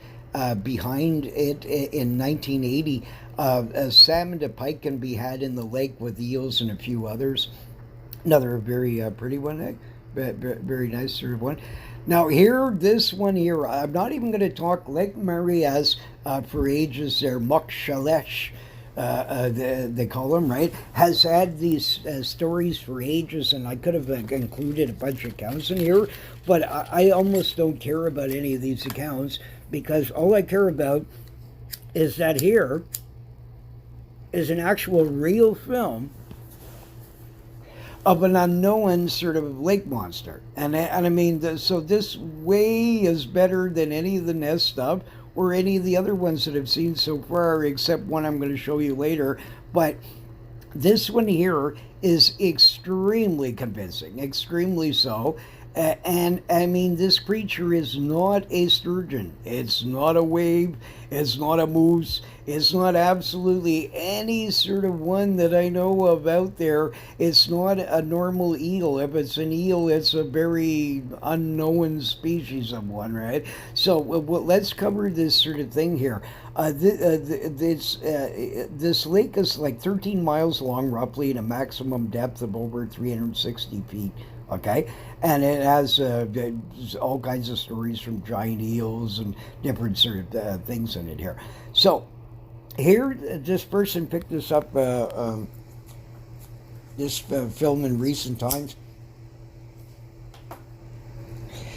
And here's where it first comes out in the lake. They're way farther off of the shore filming from this, okay?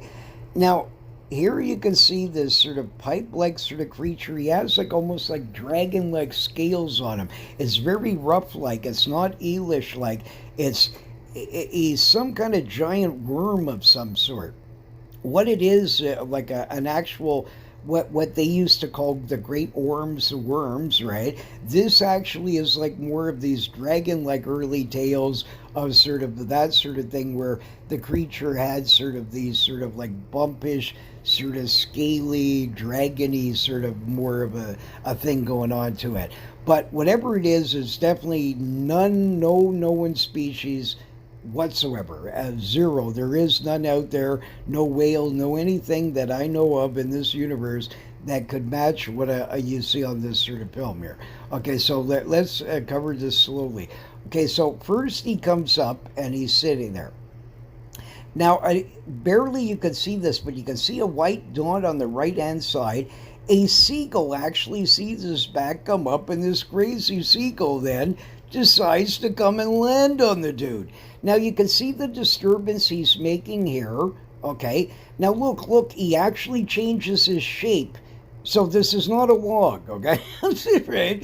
This thing actually lifts, and he seems to swim vertical, but he also has the possibility of swimming side to side. So this creature can do both things. So he does eel-like behavior and swims whale-like behavior, both at the same sort of thing. So this creature has interesting abilities. But you can see here now, the seagull first lands on him here. So now he changes position to sort of shake him off, and now his back becomes more humped, okay? And he goes to sort of push him off. Now the creature gets disturbed, and he starts heading this way. Okay, I didn't show every micro frame as he's going along, But now you can see the great big bend. Do you see? You can see the front of the creature here, the long pipe-like sort of creature. Now you can see a bend in the water where his tail is actually making the swoosh. He's going seemingly left to right here. He's sort of now aligning himself with the bank and sort of coming down. And here he starts coming up. Okay, so now he slows down and he seems like he might be feeding here or doing something.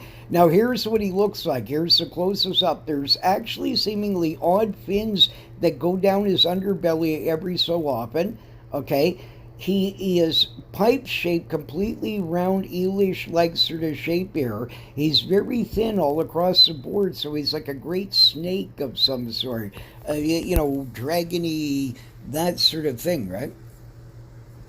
But in some of the frames, he's definitely, and you can watch and see the great disturbance he's making. There's no way this creature is under like the 15 to 20 foot range. No possible way. He's got to be at least in that sort of size here, maybe quite longer than that. It's hard to know, but for sure he's of decent size. Okay. And so he eliminates anything that should be, including even big eels knowing, right, in the general sort of sense in most cases, right? But we'll cover more of that after. But this is one of the most fascinating. So the Loch Ness Monster is wonderful, and yeah, there's some pretty cool films of some unusual anomalies in there that certainly may not be a known sort of species, but this is for sure much more conclusive sort of stuff here. Every indication in the universe indicates this is a living creature. Everything about it indicates it's not a fake being pulled by a string or any other sort of methodology. Everything about it equals more reality than not. And that, I would say, is one of the best sort of evidence I've ever seen of a lake monster ever. And I absolutely love, I thank the heavens for whoever filmed this sort of thing here. I just, you're my hero, man. I just absolutely, because this is what I've been looking for all my life, is these kinds of ones like that, right? And very few can I find where I can really conclusively say, no, I'm not looking at a stick. I'm not looking at a sturgeon. I'm not looking at an eel. I'm not looking at, you know what I mean, a goose, a swan. I'm not looking at a merganser. I'm not looking at any sort of like, none of these things fit with this dude, right? And this is, it's not a stick. Right? So, and it's not a piece of garbage. It's not an old pipe from a drainage ditch or any BS that you want to try. This thing's alive. He does all kinds of movements through the film. I'm only showing you, I want you to go look at his film and sort of, and then that way you can get a full assessment of it. Slow it down, freeze the frames, and you'll quite enjoy and see that there's something really bizarre living in that loch. So of all the places, I mean, if I was on a betting sort of thing, there's two lakes in here that I would prefer to go to most of all, because I know that there's something in there. Now there's not even a question anymore sort of in my mind about it, and it shows me that both of them are things that should not be living in these sort of lakes. And yes, there is a mystery there, and maybe you, because they're smaller, you actually could get lucky enough to finally get on film, or pick up much better sonar and all that sort of stuff, or actually reel one of these giant eels in, right? Sort of stuff. But anyways, absolutely, I love this sort of lake here. So I'm a big fan of that one, and we'll cover more about it later of what these creatures are and that sort of thing like that. Loch Morag. I love this loch, and besides Loch Ness Monster was the first European lake monster I investigated old reports back in the 60s. Original stories mentioned sightings of mermaids, and then by 1800s, a twisted of more Loch Ness Monster sorts started showing up. Unlike Ness, this lake is crystal clear and be much easier to investigate and film. Seals, giant eels, plesiosaur-like sightings. One rumor each time a monster sighted a family member of the Duncan clan dies. The loch has depths of over 1,000 feet, and as far as I know, is the deepest of the lochs in Scotland. Has a surface area of over 10 miles and fantastic fishing. River Meeble feeds it, and River Moor outflow. Samo Salar run into it each fall, along with Oich, Loch Lochy, and Loch Loch Ness, which conveniently also have monsters, and conveniently a creature hunting their food source would follow it, right? Sort of thing. So, hear more about the loch. The loch, you might catch a mermaid here. She's doing some fishing too for some big Esox there, right? But what a beautiful sort of lake, boy! Would I love to fish that lake, boy. But anyways, absolutely these and it has consistent sightings for like now. Approaching the several hundred years sort of span easily, and of the Loch Nessie to giant eels sort of ones, right?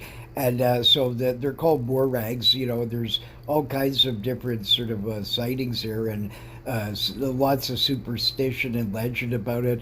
One of the sightings there back in '48, the beast the size of an elephant was seen on shore, and it jumped back in the lake by an Alexander McDonnell.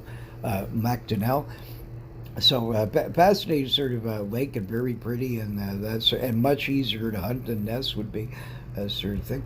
Uh, Here, Loch Oich, a very nice lake, is about 4 miles long and depths of about 150 feet. Nicknamed Oichi or Oiki. One early account mentions in the 30s of a serpent being seen in the lake by Mr. Richards and his father while out boating. It made a swirl and had the head of a dog with some fur in the face area as well as a long neck. It was black in color, glossy sheen, shaped like a great snake with a long neck. It swam like it was preparing to dive. The lake has horsehair eel reports as well as great fishing for parogs, brown trout, eel, pike, and a few others. Here's a spelling mistake. There's a few in this one too. Boy, I can never fix these 100%. I don't know what happens. Lac Scavage. Although a saltwater one, seals traverse from there into nearby freshwater lakes. Whales to sharks, along with large eels, all have been recorded in this arm of the sea. And here's a couple seals are sitting there in the loch enjoying themselves. Loch Shale, nicknamed Sea Lag. This loch is deep, near 500 feet depths, at high water times. Many reports of it on and off recorded through the 1900s. The creature seems to be, in most accounts, not eel-like and more the many-hump variety. One account mentions a large creature being witnessed through a scope and had 7 sails. A long neck with a massive mouth at Sandy Point in 1926 by a Ronald McLeod. He said that it was the size of his McLeod clan.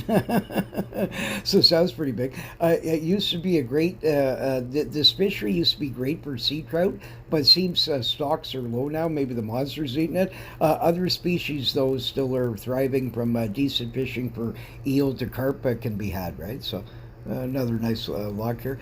Now, here's one that is absolutely, I'm a gigantic fan of. I've been reading and collecting stories of monsters in the Thames River since the 60s, and has way more evidence for it than the Loch Ness Monster or any of the bodies of waters out there, that yes, there is truly unknown sea creatures and known sea creatures that traverse up the Thames River constantly.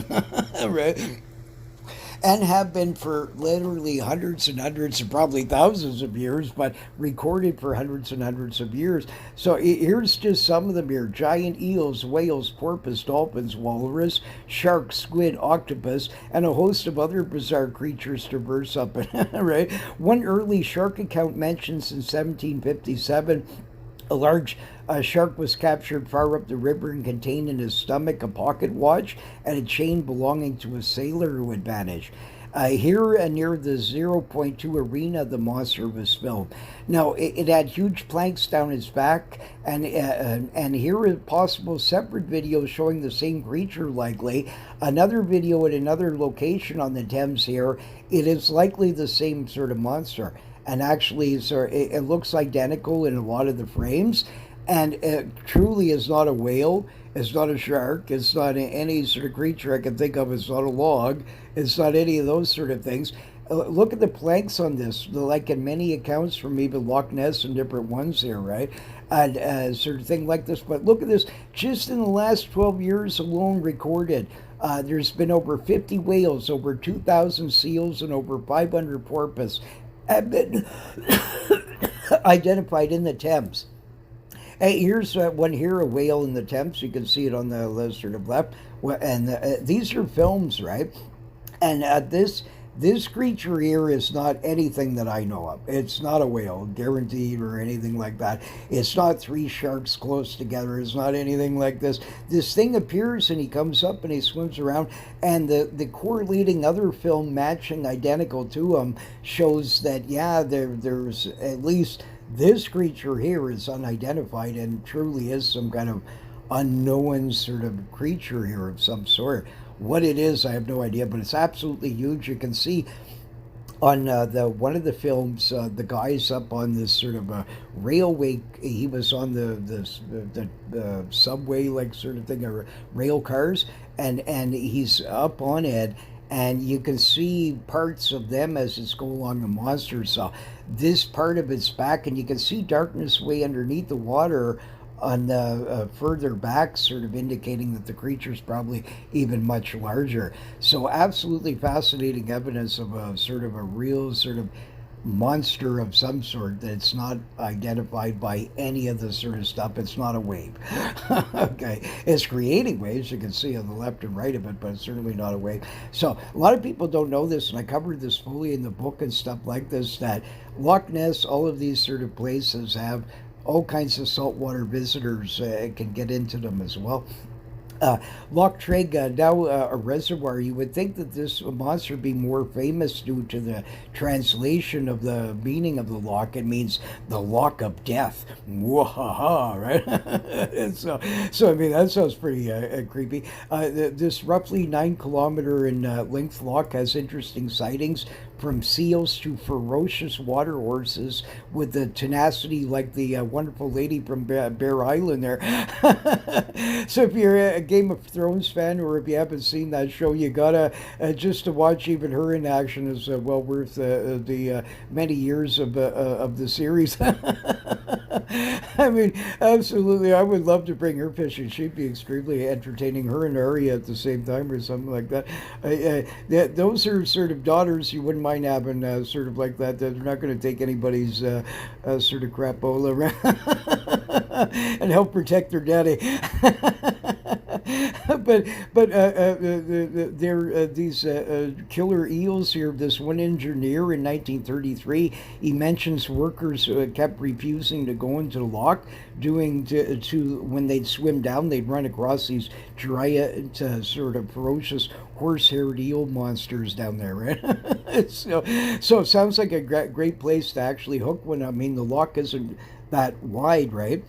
And that sort of thing like this. So, I mean, even though it's got a creepy name and stuff like that, I would highly suspect that it'd be feasible that sort of. Now, sadly, since they made it this reservoir and stuff like this, who's to know that these creatures weren't previously getting in there when it wasn't a reservoir, right?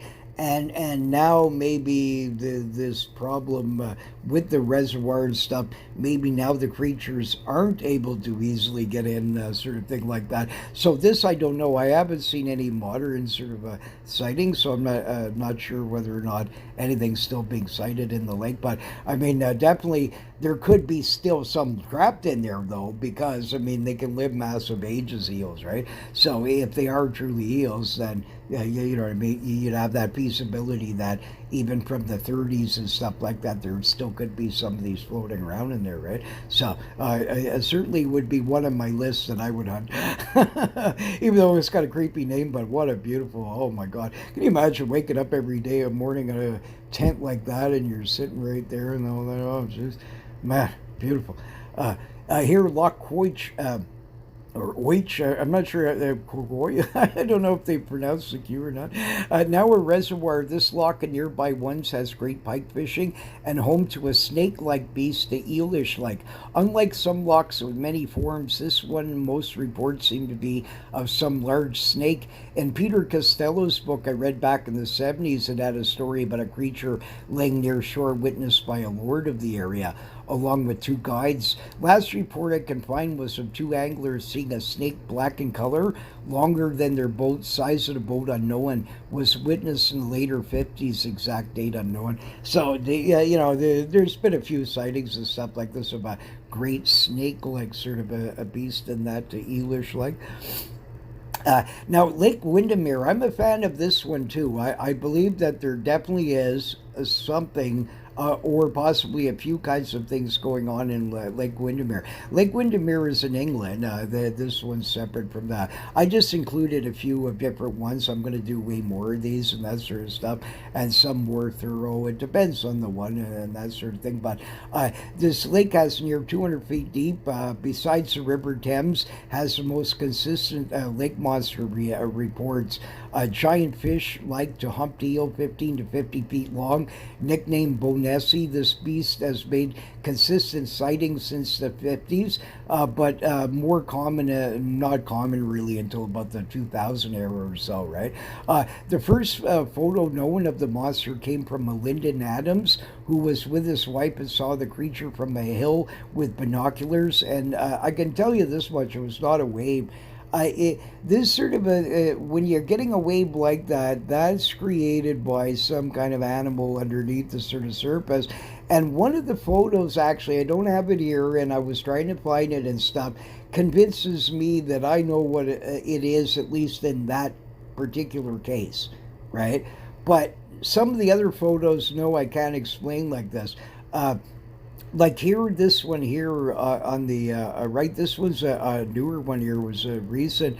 This here by Ellie Williams, she had gotten up early in the morning or something, was out there, and you could see this sort of black sort of neck-like plesiosaur like looking sort of a creature here. I don't know what to think about that. I mean, it seems like a nice lady and witness and stuff like that. I don't know, so I'll just leave it on the fence. But apparently the trout and char population have went down, but there's still, it's a decent carp fishery.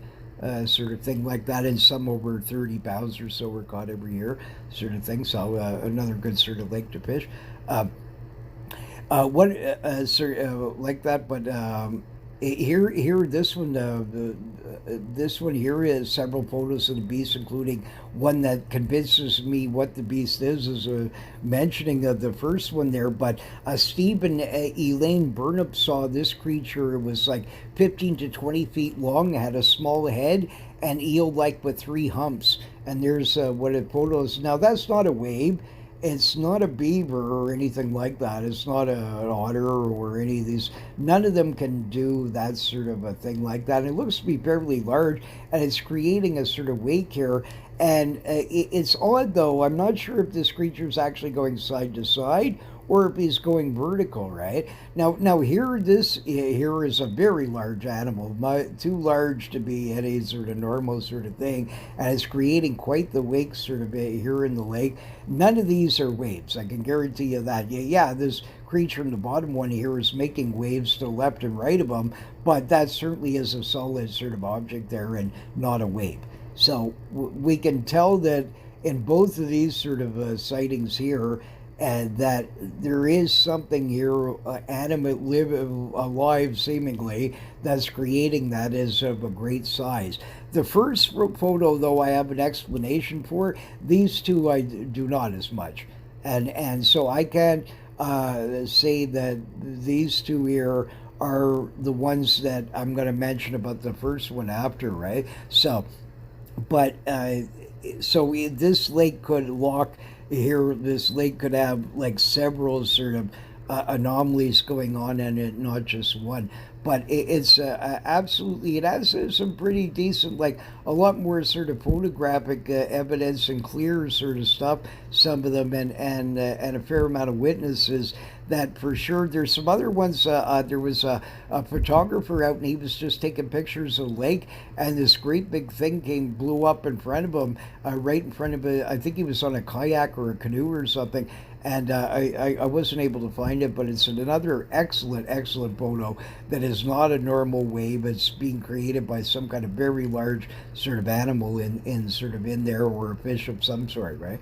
Sort of thing. So this lake has some validity to it, where there definitely is something going on there that is not easily explained by the typical sort of things.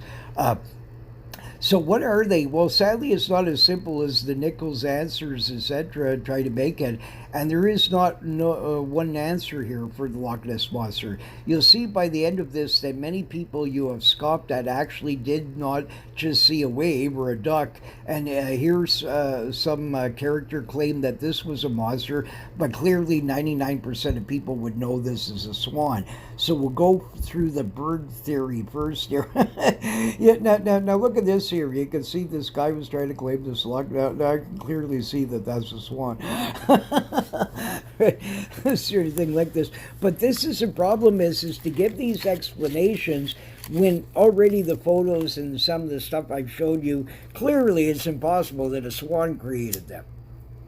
Okay, so a swan or a duck cannot be the answer each time, and these things are silly when people give them as the explanation and then write off the whole rest of the Loch Ness Monster phenomena down the toilet, when really to me they sound silly. Like, I mean, you're not really looking at the facts here, right? So we'll go through these sort of things here.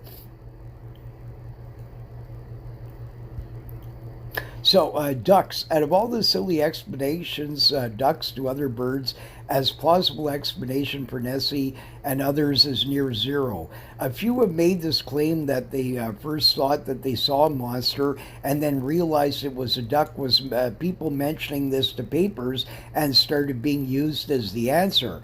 My suspect is very clearly is that these people just wanted to sort of get into a sort of a paper and sort of pretended that they saw the duck and got confused, but really or they were being bugged by their sightings so much and came up with this sort of idea to sort of cover up sort of what they had saw, right? But I mean, any people seeing this, like here's a bunch of ducks sitting there, and here's a duck quacking along, right?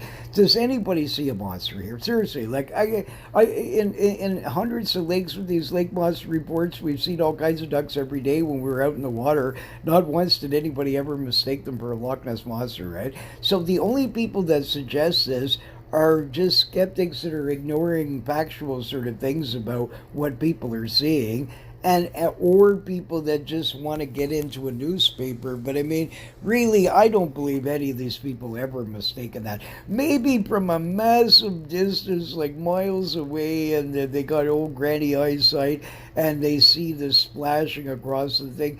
It could be in a few rare cases, but I've yet to see it once that any human being mistook a duck or any sort of a geese or any sort of species like the swans or any of the other ones as a monster.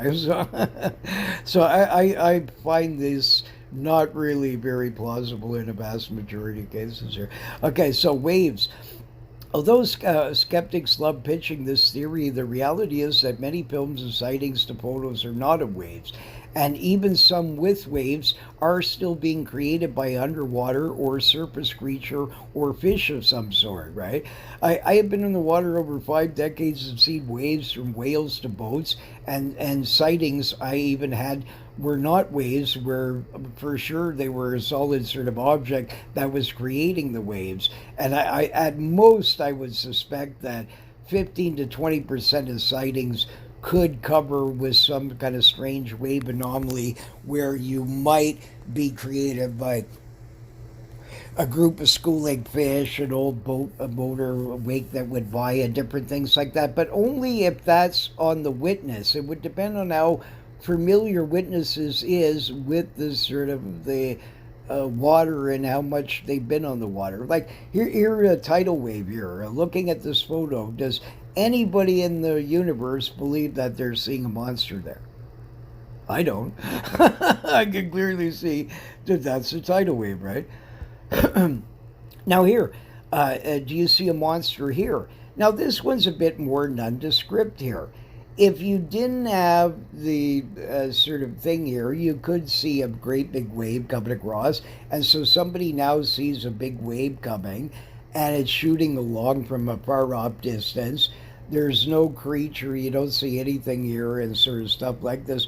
But if you were around the area, you would fully know that obviously that it was a boat that created this and came by like that. So depending on, again, when you can't use a wave as an explanation. Say, yeah, it's a wave when the person was there for 2 hours. Like this occurred on Muskrat Lake, where out for hours trout fishing, no single boat, not anything, not a ripple on the water. All of a sudden, a little bit of chop comes, barely nothing, still nothing occurring for over a half an hour.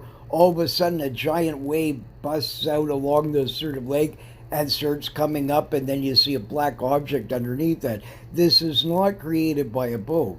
This is now a different sort of phenomena here, right? And this sort of thing. And this is what I'm saying is that sometimes waves can be mistaken for something if on the condition that the person is coming along not too far after the sort of wave had occurred. They don't see the boat anymore. The boat's long gone. And sort of now it's bounced off the shores and shot out at a particular angle, shooting out halfway across the lake, whatever, and that sort of thing like that. In rare cases, yes, some of them could be this sort of way, but many sightings of people are seeing sort of like humps and necks coming out of it and different things like this, and waves don't create those sort of illusions, right? So wind wave chops here, and these are common, seen by boaters daily in hundreds of thousands of lakes to rivers. Yet very few of these bodies of water have lake monster sightings. And this is another problem with this theory. This is really a sort of, it's very, when you're listening to skeptics saying this, I mean, my goodness, they really, I mean, have any of these people even been on a lake yet? Because, I mean, seriously, there is literally millions of lakes that anglers fish worldwide that have never had a lake monster report in them whatsoever. Yet they have constant boats going up and down the motorways, and that with this same structural build to them. Exactly the same kind of long locks, like Lochness, with similar like depths. In Argentina, to every country in the world, and sort of stuff like that.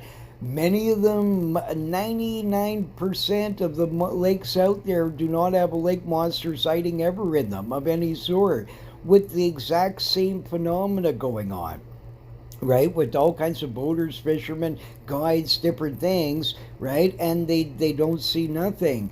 Yet you're expected to believe that only in particular lakes that people are this now uneducated that each time they see a motorboat wake go by, or a guy that rode by with his kayak 2 seconds ago and paddled by with his kayak and then made a little splash, that's the monster. I mean, this is sort of ridiculous, and you're making people sound like a bit too sort of, yeah, you know what I mean. It's not that way, right? So no matter what anybody claims of this sort of thing like this, most of the time waves do not fool people in the general sense that you know what I mean. It was a monster every time that they're looking at sort of thing like this. Now, again, if there was no boat here and you're seeing this sort of thing, it still looks very boat wave-ish like, right? Like it looks very similar to what I would see all day out on the lake. So again, it all depends on what's yours being captured on film here. Sometimes mysterious waves all of a sudden appear and right on the film where it was clear, and then all of a sudden it's there, right? And you can clearly see a dark object underneath the water and it's making splashes from side to side. This is not a wave from a boat. And these sorts of stuff. So a lot of these are not plausible. Many of the sightings, including many of the photos that I showed you there, well, they certainly cannot be a wave. So yes, this does occur, and to the uneducated eye, depending on, again, how long when they came by since the last time a boats went by, or this sorts of things, would indicate whether or not it's feasible in that particular sighting, whether it was a wave or not. But it's certainly not remotely the answer here, and you know what I mean. It should be sort of laughed at most of the time. Like a vast majority of the cases, it is not waves that people are seeing from an old boat. That this is not the case. Now, here are some that are interesting here. Sometimes you'll get like big objects that have busted loose or floating in a certain lake or a reef or different things like this.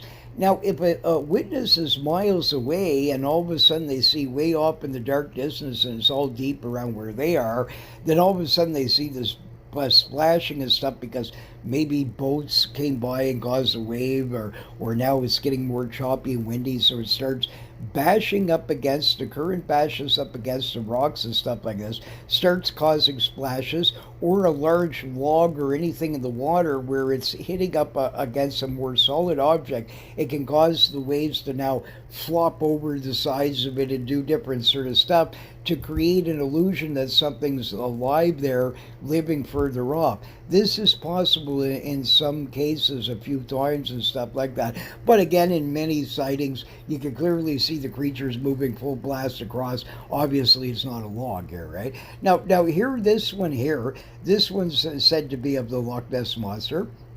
Okay, now it could be very well be the Loch Ness Monster, right? But also, I have seen many waves that have bounced back from the shore and sort of stuff like this. So even though everything's crystal clear around, depending on if somebody went by there 5, 10 minutes earlier, this could be one of these bounce back sort of waves that shoot across the lake from time to time and sort of thing like that. But at the same token, it also could be being created by an animal underneath the water. Both of these sorts exist where they look similar. And I went up a few times where I wasn't sure, and I was watching this thing going along. There was no boats for miles anywhere around, nothing. I was out on the water for a long time, and all of a sudden this thing appears. So most likely it was not a sort of thing. And then when I went up to it and casted my line full blast a few times, I actually bounced into something. So yes, there was sort of a solid object underneath the water, and one time it exploded, whatever it was, right? So the thing is that both can occur here in this, where this could be a wave from a boat, but it also could be a wave from the creature. So you have to each sighting, depending on what the person saw and all this, to sort of analyze at the end whether or not truly it was a wave or not, right? Here are the logs. Joe Nichols' favorite sort of answer. He loves this sort of one. And I fully agree with him that a certain small portion, probably 5, 10% out there of sightings, are sort of logs of peculiar shapes or different things like that that occasionally, like this one here. Somebody claims this is a Loch Ness Monster, and it's ridiculous. I can clearly see that's a log. It's an non-moving object here. No splashing on either side of it, nothing. It's just sort of floating, drifting along with the sort of current and the wind here, and none lifelike in any way, shape, or form. Not a monster. Right. Okay. But in calm lake, no wind, a log cannot start shooting across the lake, as a for instance, right?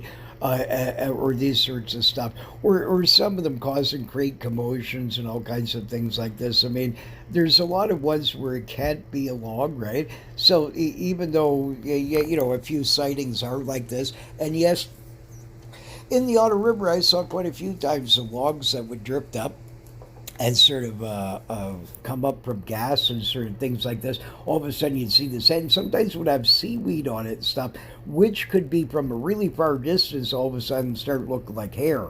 And a few of them were odd shaped, like were more a horse-like shape and stuff like that. I have seen these things a few times, but they only come up for a very short period of time typically. They go right back down again. They certainly have no ability to start swimming across the lake or making all kinds of splash and commotion or any of these kinds of stuff. Never saw this once. So I know for a fact that even though a log can be the answer sometimes, it certainly is not in sort of many of these sort of cases here where that it's not feasible, sort of where it could be a sort of a log. Now here, this strange log was floating around with Loch Ness. It was actually They claimed the Loch Ness mystery was solved, and it was this log all the time popping up once in a while up and down, right? Now, in this case, this might have caused a sighting of a sea monster or two in the loch at one point. A very, very strange log. You can even see ridges on the top of it here, and the head is very, dinosaurian-like sort of thing here. Here's a couple others here. Clearly, that these people claim this is a Loch Ness monster. Both of these are 100% guaranteed, and 99.99% that they're just a stick of log, right? A sort of thing. This is in shallow water here. They're claiming it's ness. I don't even know if either one of these photos really are from ness. I know that one is the top one, but bottom line is that unless strange conditions are occurring, like, okay, if you have a dead calm water and all of a sudden a log comes up that you think is a log, and all of a sudden it starts making splashing and it's moving along full blast and rolling around and doing vertical movements and stuff, this is not a log, right? But if it just floats up and is just sitting there perfectly still and not ever moving or anything, then all of a sudden you see it go down, yeah, it could be a log. On the other hand, it could have been some other sort of animal that just popped his head up, looked around, and went back down quietly. That occurs as well, right? So, but the thing is to state every one is a log is sort of a silly sort of thing, and you're just ignoring, yeah, you know what I mean, thousands of actual things where this cannot be the case in many of these sort of sightings, right? Much more plausible, seals. Although most people think seals are just in ocean dwellers, the fact is hundreds of North American and European lakes and rivers have had seals sighted, filmed, photographed, captured, or found dead in fresh water. Some as far inland as over 2,000 miles from the nearest salt water, and surely responsible for a good portion of nests to many other lakes such as Lake Simcoe Beast or Muskrat Lake Monster, White River Monster, just to name a few. Some species such as elephant seals can get around 20 feet. Most species are 8 to 10 feet sort of range here. So, I mean, you get a couple of these dudes in the loch, right? And you see, and a lot of accounts, they say that they had a furry-like face or different stuff like this. If a few of them were chasing each other and playing in a row, like what was filmed in the Muskrat Lake Monster, that they were probably gray or possibly elephant seals. They were about 10 feet long, sort of thing. Two of them were actually playing, and they were grayish, darkish sort of a color to them. And when they were both together, they looked and made it look like a much bigger monster. But then they separated, and one went one way and one went the other. And then on the film at the end, the monster actually, one of their heads comes up and sort of pokes around for a second, right? That sort of thing like that. Many sort of lakes have this sort of seal-like sort of thing to it, and a lot of people don't know this, but in Loch Ness, in the past, they've been photographed, filmed, and even reported to be captured and stuff of seals and walrus being seen in nests, right? So this is for sure. Some of the sightings do occur from this, and it's actually quite common. In my book, I cover all kinds of so-called water monsters that are actually kinds of seals that are visiting and things like that. And so we'll go on more about that, but definitely that is a very common sort of a phenomena. And there's all kinds of lakes in Canada that actually have even some populations where they stay in there all the time. So people think it's just Lake Baikal and stuff like that. They're not even close. I met a ranger when I was a little kid in the 60s in Yellowstone National Park, and he told me there used to be a seal that lived in the lake, in Yellowstone Lake. And he had saw it, and he said there used to be a monster in there too. And that was the first report I had ever collected, sort of a seal in a lake, right? And this guy was a ranger, sort of a Gary. And I asked him, I said, "Is there any monsters around here?" Because I'd always ask. And that's how I collect all kinds of stories. And sometimes these guys, because I was a kid, they sort of, now whether or not he sort of stretched a yarn or two, I don't know. But I was able to correlate things that he said, and yes, there were seals spotted in that lake, and also sea monsters, right? So what he said ended up being true in the fact that other people also had reported this sort of thing, right? No modern reports that I know of, but there's some films that I cover in the book and different stuff like this that clearly show that yes, this occurs and quite frequently, and it's not mysterious at all. They go up the Thames to the Ottawa River, you name it. Many sort of bodies of water out there have had these sort of visitors. They come quite frequently, and science just needs to learn this and stop telling every person each time. Like, there's one in the Missouri River. Very likely it's a large sort of elephant seal or something like that that was on film, and these people are claiming it's a log. This thing's going up against massive fast current.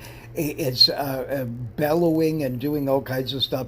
It's a seal of some sort, or walrus possibly, or even similar, like sort of like that, but some sort of pinniped of some sort. But for sure, more likely it fits in that sort of category. So I cover all kinds of stuff like this in the book, and many accounts proving that this is the case, right? Here, giant fish. Many sightings in many lake monster lakes are giant fish, a variety of some sorts. Some exclusive, and for sure the answer in many cases in many lakes across Europe and the world. Sturgeon. Some species, such as beluga, can reach records at least 30 feet. European sturgeon can get at least 20 feet, but reports of much longer exist, some even over 40 feet, of some pretty big tails of going by somebody's big, sailboat and stuff, and the monster's bigger than their sailboat. Near all species of sturgeon known to go up even small rivers and can enter lakes and may even get trapped in them. Whales, catfish. Older records through Europe show that they can attain, at least at one time, 15 feet long. Some lake monster lakes for sure are giant fish, guaranteed. I'm going to, in my lake monster book, I cover massive tons of them where they are actually giant fish that we're seeing in those particular bodies of water. And I clear them out and tell you exactly what they are, and how they even got into them, a few of them, right? This sort of thing. Now here's some more here. You can see here like giant gar, giant muskies here, and this sort of stuff, and giant sturgeon. Now this film here, this is part of a clip of a film. Anybody claims this is a log or wave or anything, you don't know what you're talking about. This is guaranteed 1,000,000% a sturgeon species. Which one I can 100% guarantee you? It could be a lake sturgeon, it could be an Atlantic sturgeon, it could be a Pacific sturgeon. It's hard to know because I don't really know if that's Lochness. They claim it is. But whatever the case, is definitely a sturgeon. I mean, you can see his back fin there, 100%, everything shape. I've hooked massive tons of sturgeon in my life, reeled them in, sort of know all about them, all the different species from green to, beluga sturgeon, it doesn't matter. I've seen them all, and these sort of things. And I guarantee you this is a sturgeon. Okay, so in this case, at least the Loch Ness monster can be explained in this particular sighting as a sturgeon. Interestingly, though, there's another film, a picture that I saw that is very similar to this, that was from a film supposedly in Lake Poincomook, which I cover in the book. I went there, investigated it, and it's very similar, sort of, to that of a giant sort of a sturgeon that you see on the sort of a couple of the frames and that sort of thing, and it's similar to that. So sometimes people they'll make claims. They'll say this is the lake monster of this, but actually it was filmed somewhere else. So I can't 100% guarantee you this is Ness. But if that is Ness, then that for sure, the Loch Ness monster in this case, is a sturgeon. Guaranteed, right? Also, like giant pike, like and muskies and things like that in some of the lakes.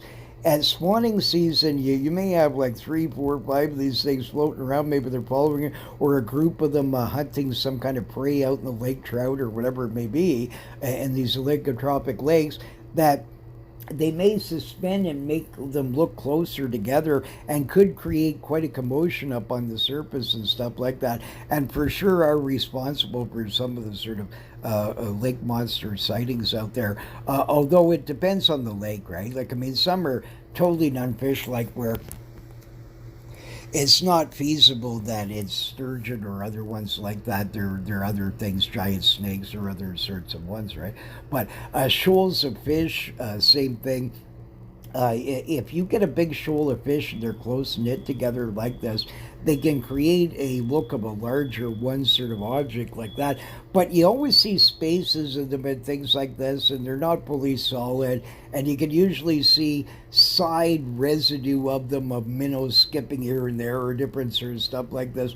So I would suspect in some a few cases where they're just seeing a dark object underneath the water, and things like that going along, and it looks distorted and things like that, that occasionally a school of fish could do this, as well as a bunch of, like I said here, monster pike. Like this one was found, he was like 5 feet long, real giant. Actually, I have a story in the book of some monster fish and stuff like that, including where I almost had a Game of Thrones reek incident with a giant monster pike as I went for a nude swim in a lake. That came from out of nowhere. So even the book's worth reading just to hear that entertainment. but anyways, there is some giant pike and muskies floating around in our waters, and other sorts of species of fish like this that there could even be bigger ones out there that are some kind of gross sort of abnormality that makes mega titan ones of super size of some sort, right? That could be feasible in some of these sort of lake monster sort of reports.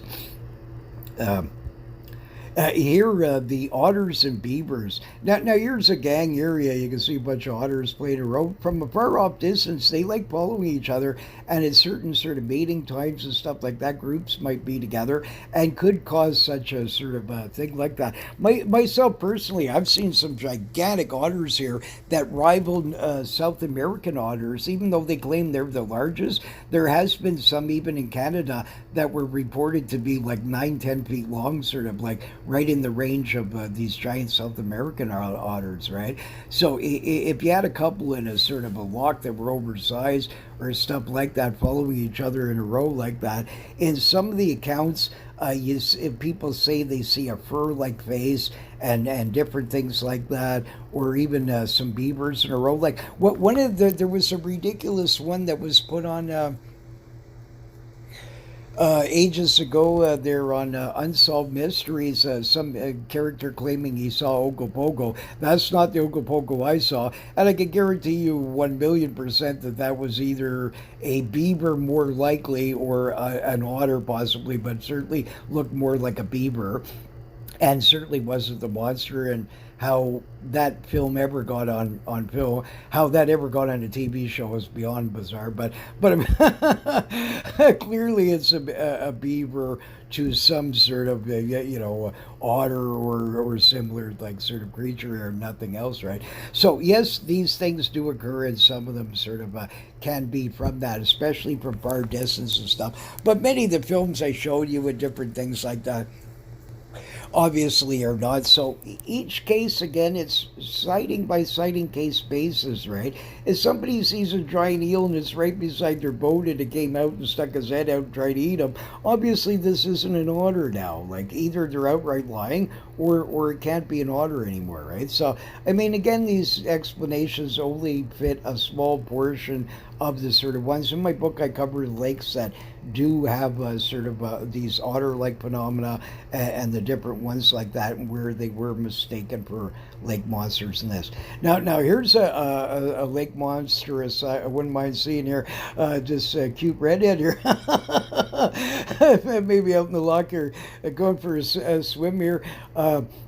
That was an early theory here, that these early monks or nuns possibly stuff like this might have been going for a bit of a nudie swim out the loch, and from far off distance, depending on how big the monk fellow was, it might have been mistaken for the monster.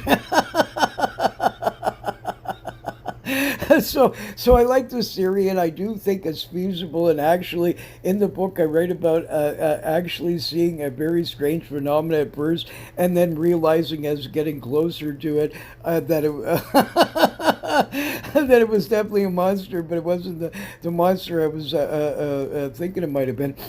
But anyways, if the Loch Ness monster didn't show up, certainly that would be a worthwhile sight. There, she looks pretty cute, so nothing wrong with a nice redhead going for swimming in Loch Ness there. But if I was her, I'd be careful because there definitely is some unknown sort of things floating around there as well, and.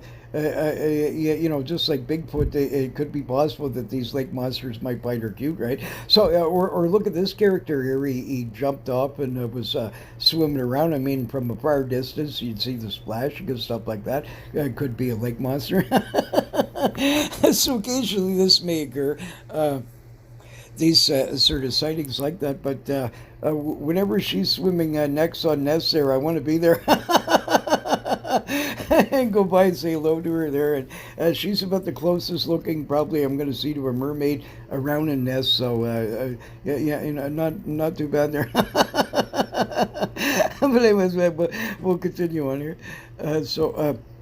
Here, whales, dolphins, and porpoise, although people rarely suggest this theory, actually hundreds of rivers and lakes that have some access to the sea have verified and suspected sightings of many species of whales to dolphins, and for sure caused some of the sightings. Here, this early photo in Nessie shows a close match to orcas. East River to the Thames have records hundreds of years of different whale species seen far up them or into connected lakes here. Now here it really does look very orcish like, right? Like an orca. So I wouldn't be surprised in that particular event that guy actually that's what he sort of filmed because it doesn't you can see an object underneath the water and it's very similar to an orca's body, even the front of it and that sort of thing like that. So I in that particular sighting there, that is feasible that's actually Loch Ness might actually get occasionally a whale somehow gets into them, right? Here you can see smoother varieties here, right? So, and you notice in a lot of reports there, you'll get this great big sort of gray or black hump, and they don't see anything else. I mean, very sort of whale-like that, like you would get in here, or a group of orcas in a row. Can you imagine that from really far off, making the splashes and they're chasing sort of a fish of some sort or stuff like that? Because a lot of the accounts you have fins like sharks and or killer whales or sort of stuff like this. So certainly a pod could sort of under certain conditions do that. Minke whales here, you'll see sort of I'll show you here in a second actually. One like that where clearly a nest, if it is a nest, they claim it's a nest, is very likely is some sort of minke whale possibly.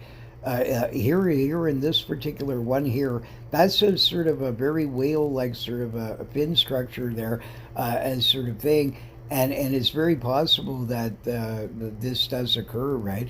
It certainly does in other bodies of waters. I've never seen a proof 100% yet that this occurs, but I got a few here coming up that certainly show that, yeah, you know what I mean, that's very likely, sort of.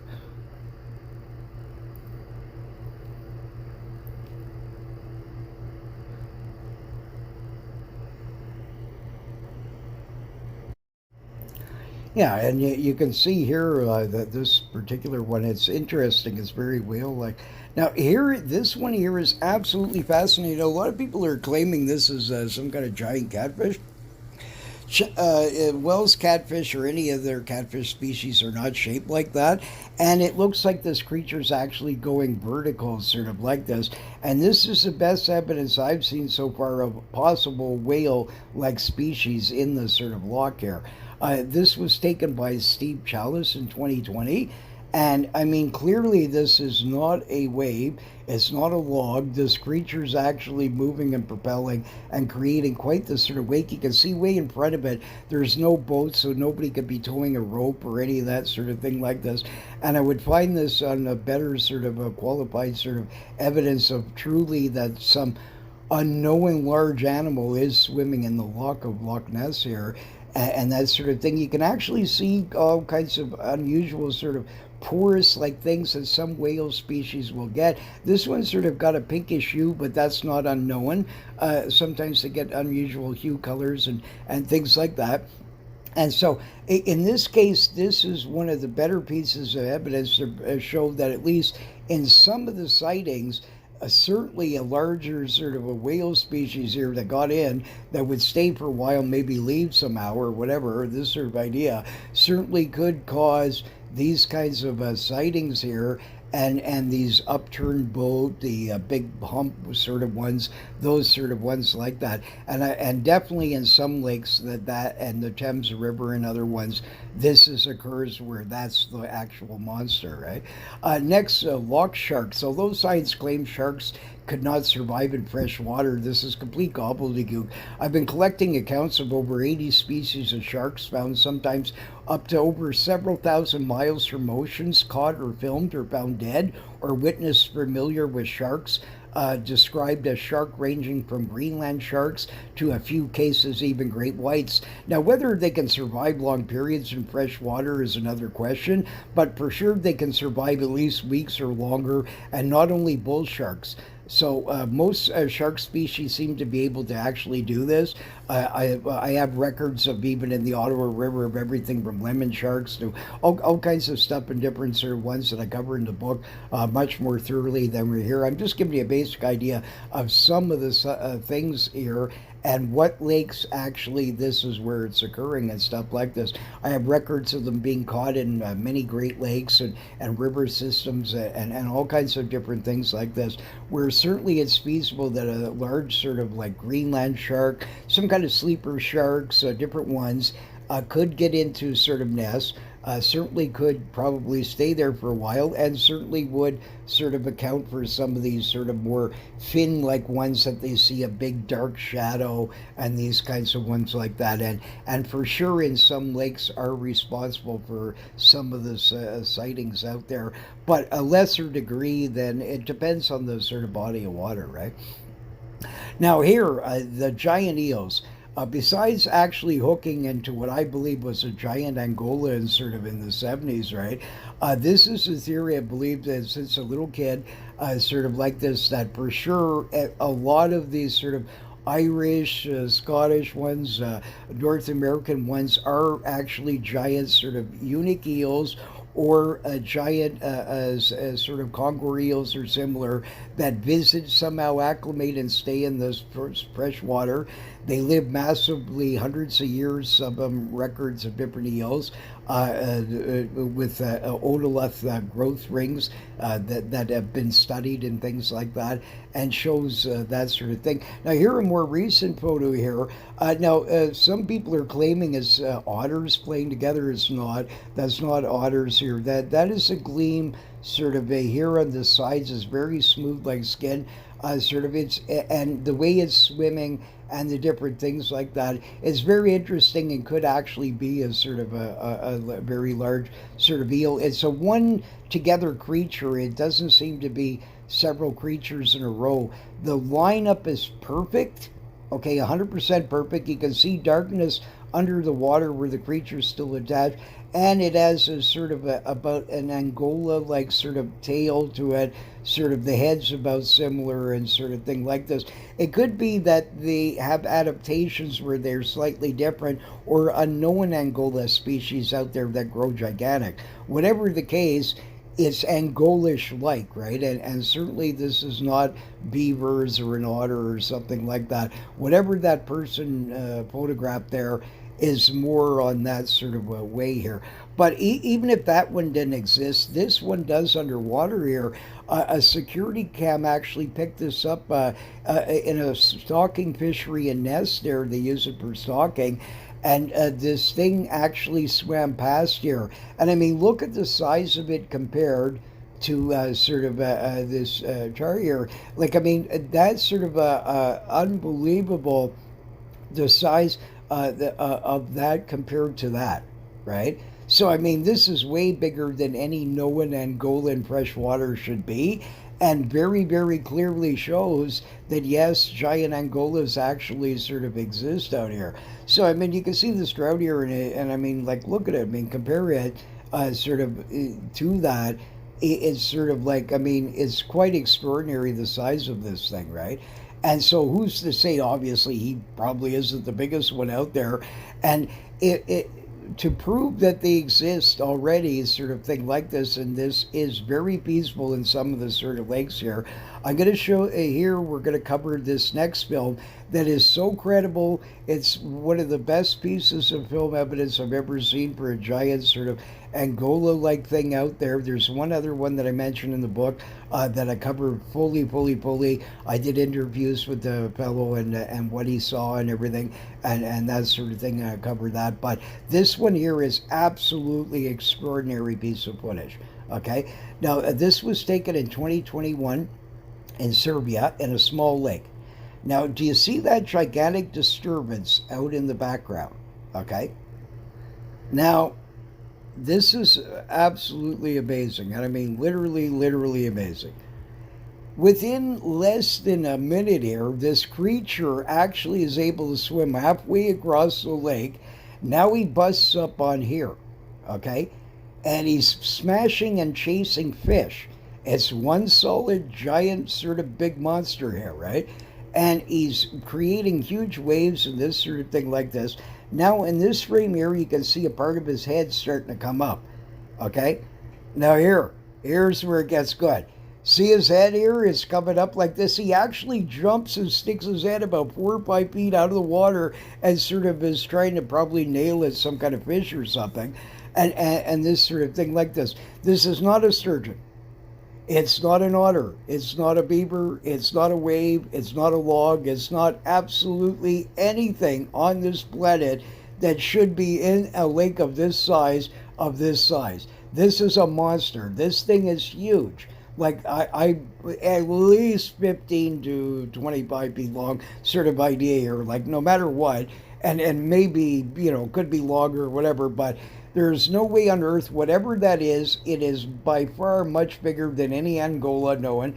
It's not a Wells catfish. It's not a sturgeon. The head is completely eel-like. You see the neck is equal, uniform as it comes out and sort of stuff like this. It seems to move side to side sometimes and up and down. It's hard to tell. Maybe they could do both and sort of maneuver at a side sort of weird angle, and that's why you see these things on film sometimes, whatever the case.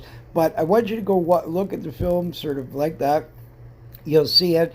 Absolutely the most astonishing sort of a film that you could possibly get here, where in a tiny lake you have a creature of enormous size, where there is no, even if no films ever existed or a picture in this planet, this film here, right, this very recent film shows that yes, some giant anomalies do exist in some lakes out there that are seemingly either, even if it's a known species and is in Angola, it's still an unknown thing that in Angola is this size living in a little lake like this. So no matter what, it's still a giant mystery and still fascinating as that. So you still don't believe that giant eels can exist? Here's finally proof. This is the largest one that's ever been captured so far, and this dude was over 20 feet. Now, can you imagine this guy swimming up some sea loch, and now he gets into Loch Oichi or Koich or any of these sorts of ones, right?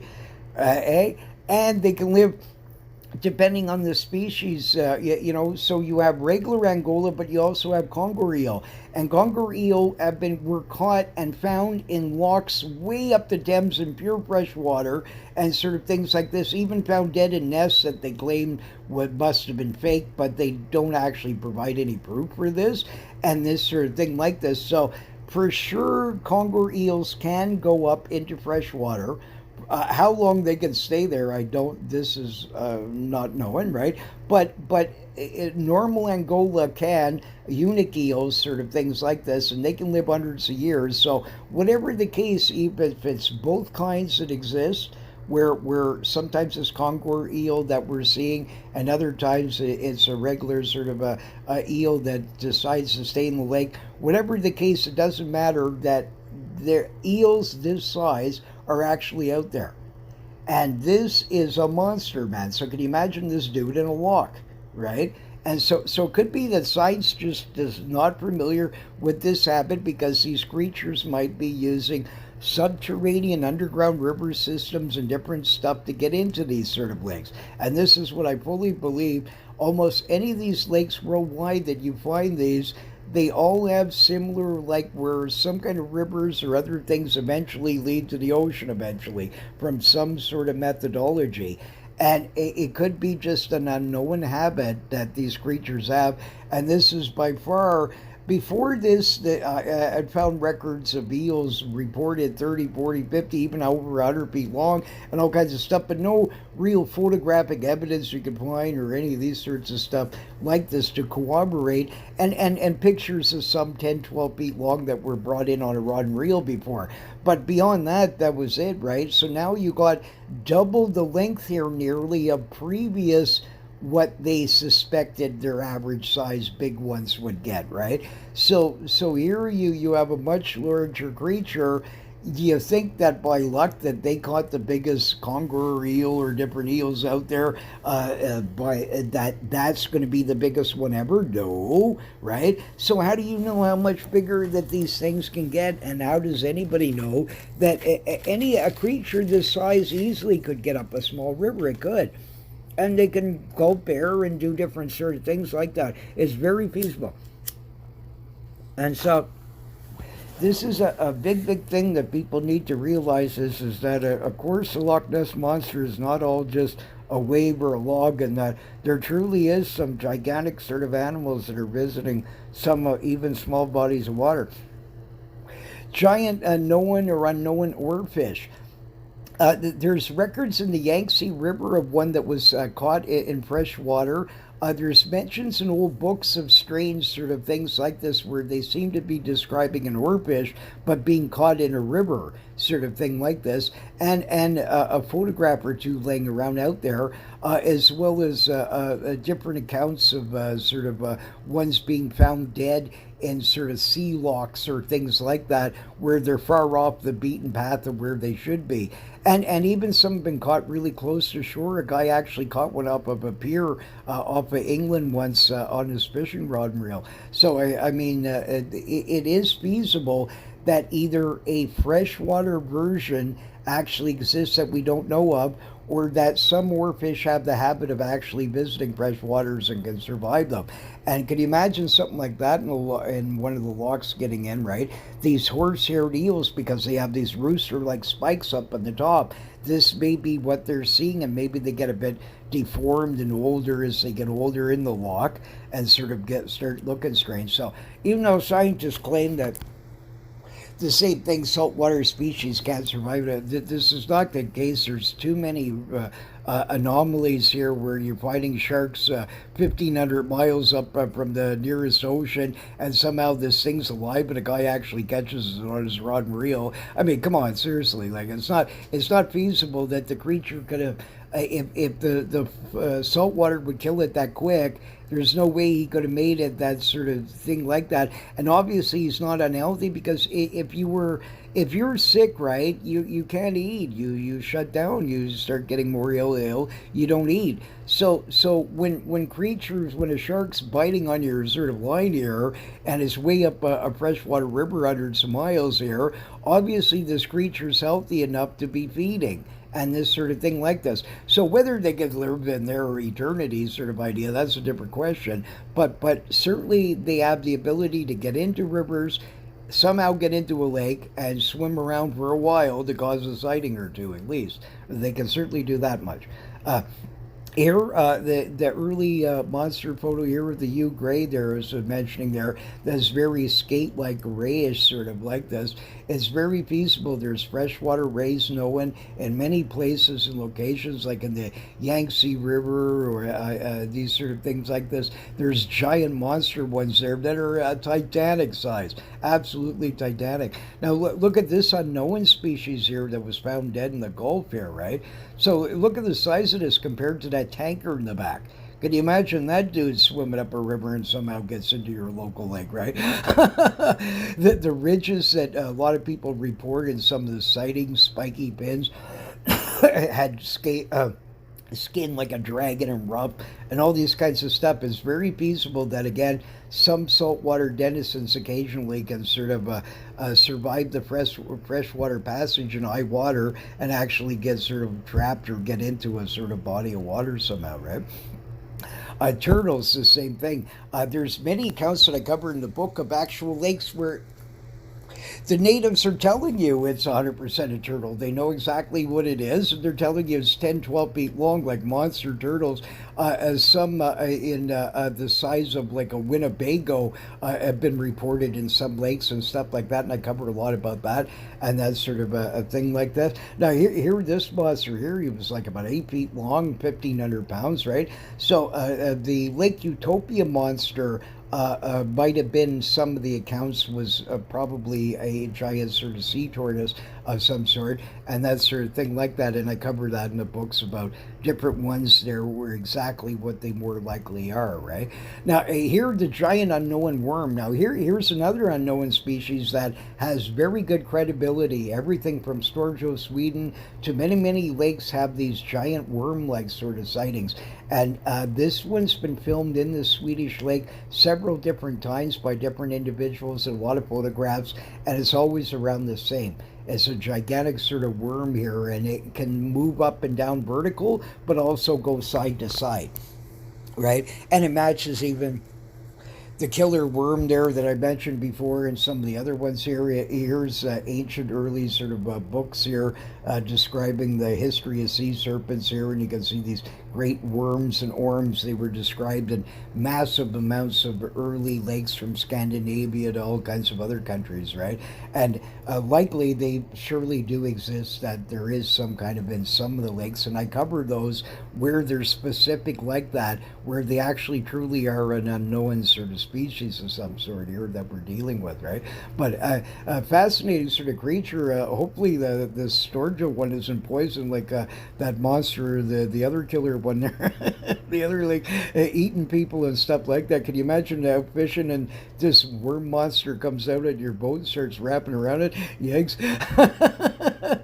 Like what's happening in this dude here on the right there. So absolutely fascinating, but for sure that's not a wave. That is a definitely living sort of animal here of some sort, and is very wormish like it. I've seen even in Florida there's a fantastic, very credible film of a giant white worm that's over 100 feet long that these divers keep following, and you actually see it burrowing in the mud, and it swims along and it does all kinds of stuff, and it matches very much like a description like this, even the same color and stuff. So again, how does one know that saltwater sort of a giant worm doesn't meander through underwater caving systems and get into a sort of lake through a river or different methodologies, right? And start and may actually even get trapped occasionally in them and this sort of thing, right? Now next, the giant snakes. I mean, I cover many of these. Many lake monsters are not fish, they're not whales, they're not all kinds of stuff. They could be unknown species of giant snakes that live in our lakes. And here, this reported early one dragonish snake-like here. You can see snakes can get pretty huge. Here he's grabbing a big catfish here. Go support my Mr. Catfish here. But the thing is that multitudes of lakes worldwide have these giant snake-like reports. Everything from even Lake Champlain, some of the sightings are of a giant snake and that sort of thing like that. And certainly this kind exists, and it is true that some lakes have giant snakes in them that are much larger than what are accepted by science, or somehow species that are known by science that were put in there, or whatever the case, right? But I cover all that sort of stuff in the books as well. But here are other ones here, like some are more like crocodile mosasaurus sort of like here, right? And some of the sort of lakes and accounts like this. So can you imagine this goon here, if he went a bit further north? There's actually films and even records of alligators being, and crocodiles being found in even Colorado in freezing, where actually it's living in the Colorado River, swimming around and stuff like that, surviving the freezing cold. New York Zoo sewers and stuff like this with very cold in the winter waters sometimes and different things like that in different areas where they actually were able to pull up gators out of the sewers and they were alive and they actually grew in there and did survive. A lot of people think that's an urban legend, but it's actually not. And they can get into many sort of waters, and many waters you have from Poongamook, which actually isn't a gator, but a lot of people describe a gator like because the sturgeon fit in with the gator-like phenomena too, with these sort of ridges on their spines, on the back, and a big back, and that sort of thing like this. So if you're still denying that the lake monsters of unknown sorts also exist, this certainly monster did in the 1800s, as I go about in some of my other shows here. And my mother first saw this in the 40s, helping out a family, and then told me about the photo, got me the photo. It was lost in a flood, and I finally recovered sort of this beast. And anyways, this for sure was not a whale. It's not any known species on Earth. Could you imagine this dude swimming up a river and getting into your lake? All right. So, like, look at this thing. I mean, Mosasaurian sort of giant, ancient, sort of prehistoric fish of some sort here. Definitely, like, it could be a dinosaurian sort of one of them, right? But I mean, the point is that whatever it was, this creature was alive in our 1800s here. It was a monster, an absolute monster, and way bigger than sort of, and it's not a whale or any shark or any species of bit or anything else on this planet, and truly was a real sea monster, right? So this sort of thing like this. So there's definitely a lot of explanations for these monsters. I covered them all in the books, exactly what lakes, what monster is what's going on. And then for to leave for the researchers the truly unknown ones, where they actually are really unknown sort of things out there, and that there is way more to this than just the simple it's a log every time sort of phenomena. So hopefully even the most skeptical sort of a person here like this can see that obviously there is a bunch of different explanations. These are only a small amount I cover in the book and stuff, and I cover them more, correlate them where I can back up what I'm saying here by different photographs, different sorts of things, and match up with the sighting of what the person's seen and what the creature would be and that sort of thing like that. So I'm going to give some common sense to lake monsters for a change instead of just, it's all a wave or a duck or this sort of thing like that, right? Next shows we cover other monsters of Europe. If you've had any sightings of water monsters or land avian sightings, then you can leave your story or pictures, etc. Hopefully, I've showed you that for sure not all sightings can be attributed to a log.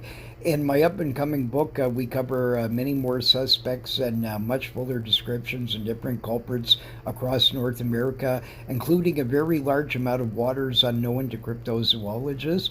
All kinds of them. I have dozens I covered that have never been covered in any other sort of books or anything like that. Here, an interesting sea monster filmed by tourists in Alaska shows that the mysterious, true, unknown animals in our oceans and lakes, in some cases, are actually out there. That's absolutely fascinating. This creature is absolutely huge, huge. And he has like perfect sort of ridges that go all along him like this, and very fascinating, right? So again, if you have any sightings and stuff like that, for sure, leave them for me. I'm especially interested in bizarre lakes and stuff. I don't, like I said, I when I cover in my books or stuff like that, I give you logical explanations of even how these things can happen, and that there's way more to it than just simply, a log and all that sort of stuff like that. So hopefully we've educated you here a little bit about this sort of the Loch Ness monster, and there's way more monsters out there, and hopefully this will stop these silly documentaries of every time claiming it's a log or all kinds of stuff like this. So hopefully more people see this one in particular and things like this, and give you a bit more better idea what's really going on. So anyways, stay tuned for next show, and bye for now.